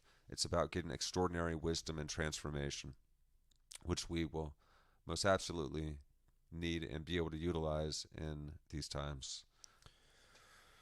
Yep. Yes. Yeah, the function is to determine what is relevant, to track the complexity, pick up the patterns, make sense of the world. Yeah, and doing that. Anything that gives us insights, flashes, and brightening of that conscious awareness. And continuously expanding our ability to, or what's the word, enhancing our ability to, because these participating in these higher states of consciousness It's not just that it feels good or anything. No, it literally enhances your ability It to yeah, grasp things, to feels good understand because things, it to allows you learn to do that. things. Yeah. To it's applicable in almost every Yes, they feel part. good, but why do they feel good? Yeah. Because they're actually doing something that is so deeply functional for us. Hmm. Yes. Yeah. Yes, and they're helping us recognize more affordances in our world. Yeah. What Things can become you super know? salient that we need Yeah. to be super salient. Like it like it gives us more. Okay, we know a screwdriver, like flathead screwdriver, unscrews flathead screws, but it can also open paint cans. Mm, Oh, you can also use it to short between two electronic things to yes. jumpstart something. Or I can Yes. use it as a pry bar as So well. now you're Oh, but I can playing. also, Yeah, you're yeah, playing around in the significance landscape now. yeah, and just All the affordances that you could have yeah, with the things that are present, so that we can flow with our environments more effortlessly. That's the name of the game. yeah. And these higher states, like they They challenge open, us to change. yeah, and open up the world of affordances a Hmm. little bit more too. That it gets your brain to start coming at problems from different angles, so then That's you can it. look at it at different That's angles. exactly it. Yeah, Yeah, they present more realness and trigger our meta drives. yeah. And so there's a good book that he brings up, Waking from Sleep, at that point in the series. 30 to 40% of people have these mystical experiences. They trigger quantum change. And the quantum change would be the realizing of the existence of a higher state. Is that what that was? I believe. Yes. Knowing that Yes. you can change from one state to another, Mm-hmm. which is a big thing, because like, and I don't know, until you've done any type of psychedelic or had any type of awakening experience, it's pretty much you got dreams and what real life is. Um, Right. but you can actually change through states of consciousness and understanding. Absolutely. Yeah. To Because the higher world feels states. different when you come back. You feel like, oh my God, I woke up. That's why people have this term woke right now that really caught on Yeah. and now has become like a moniker of self-identification just by supporting the current thing. People think that they're part of some awakening, and no, awakening is never calling oneself woke. I would think it would be more like constantly awakening, constantly self-correcting, constantly Yeah. upgrading the Or information, I'm awake. challenging one's own Just conceptions, so that we're in a process of awakening. Yeah, because we're never done. There's no cap to enlightenment. We've never figured it out all well, the way. is There's not always more to say, more for us to talk on, so we can attune ourselves is not woke together in more past harmonious tense. ways. Do what? Is not woke past tense. Like Yeah, it yeah, is, right? it's Yeah, past you're already tense. done, man. I already did it. Yeah, no, no. I'm woke. That's I too already did short. it. It's too certain. Yeah. It doesn't work, man. It just doesn't work. We can't be that dogmatic fundamentalist style with our belief systems. We become ideologically possessed when we do that. This is harmful to religion. This is harmful to any kind of beneficially intended ideology that one partakes in.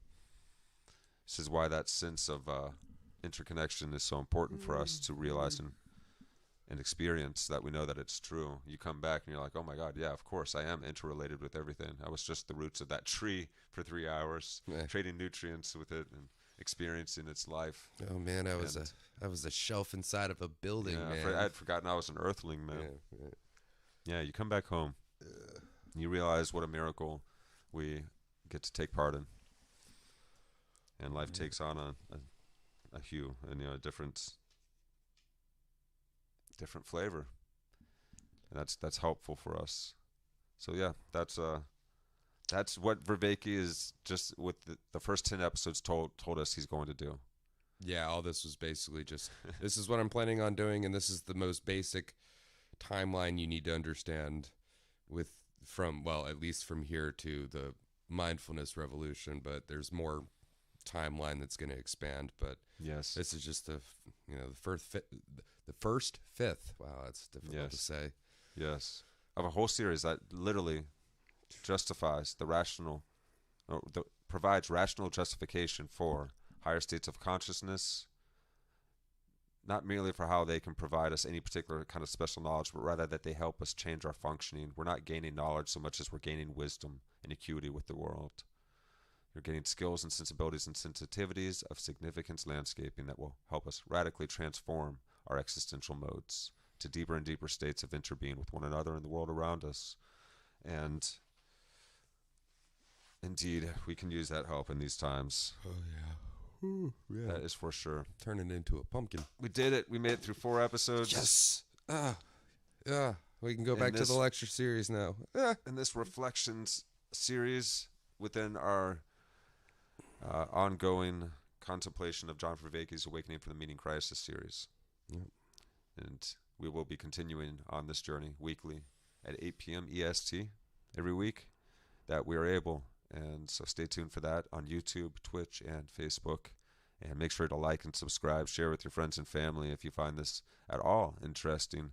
And absolutely encourage yourself and anyone else you think will listen to delve into this landmark series and join us.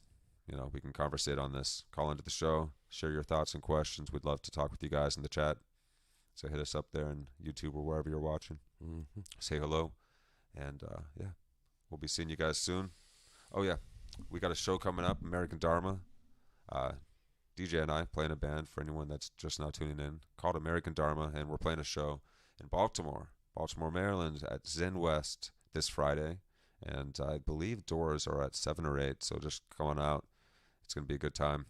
We're going to be playing with Benny OK, the original 8, the original Heads and Rise 8. Sorry, I went dyslexic for a moment there.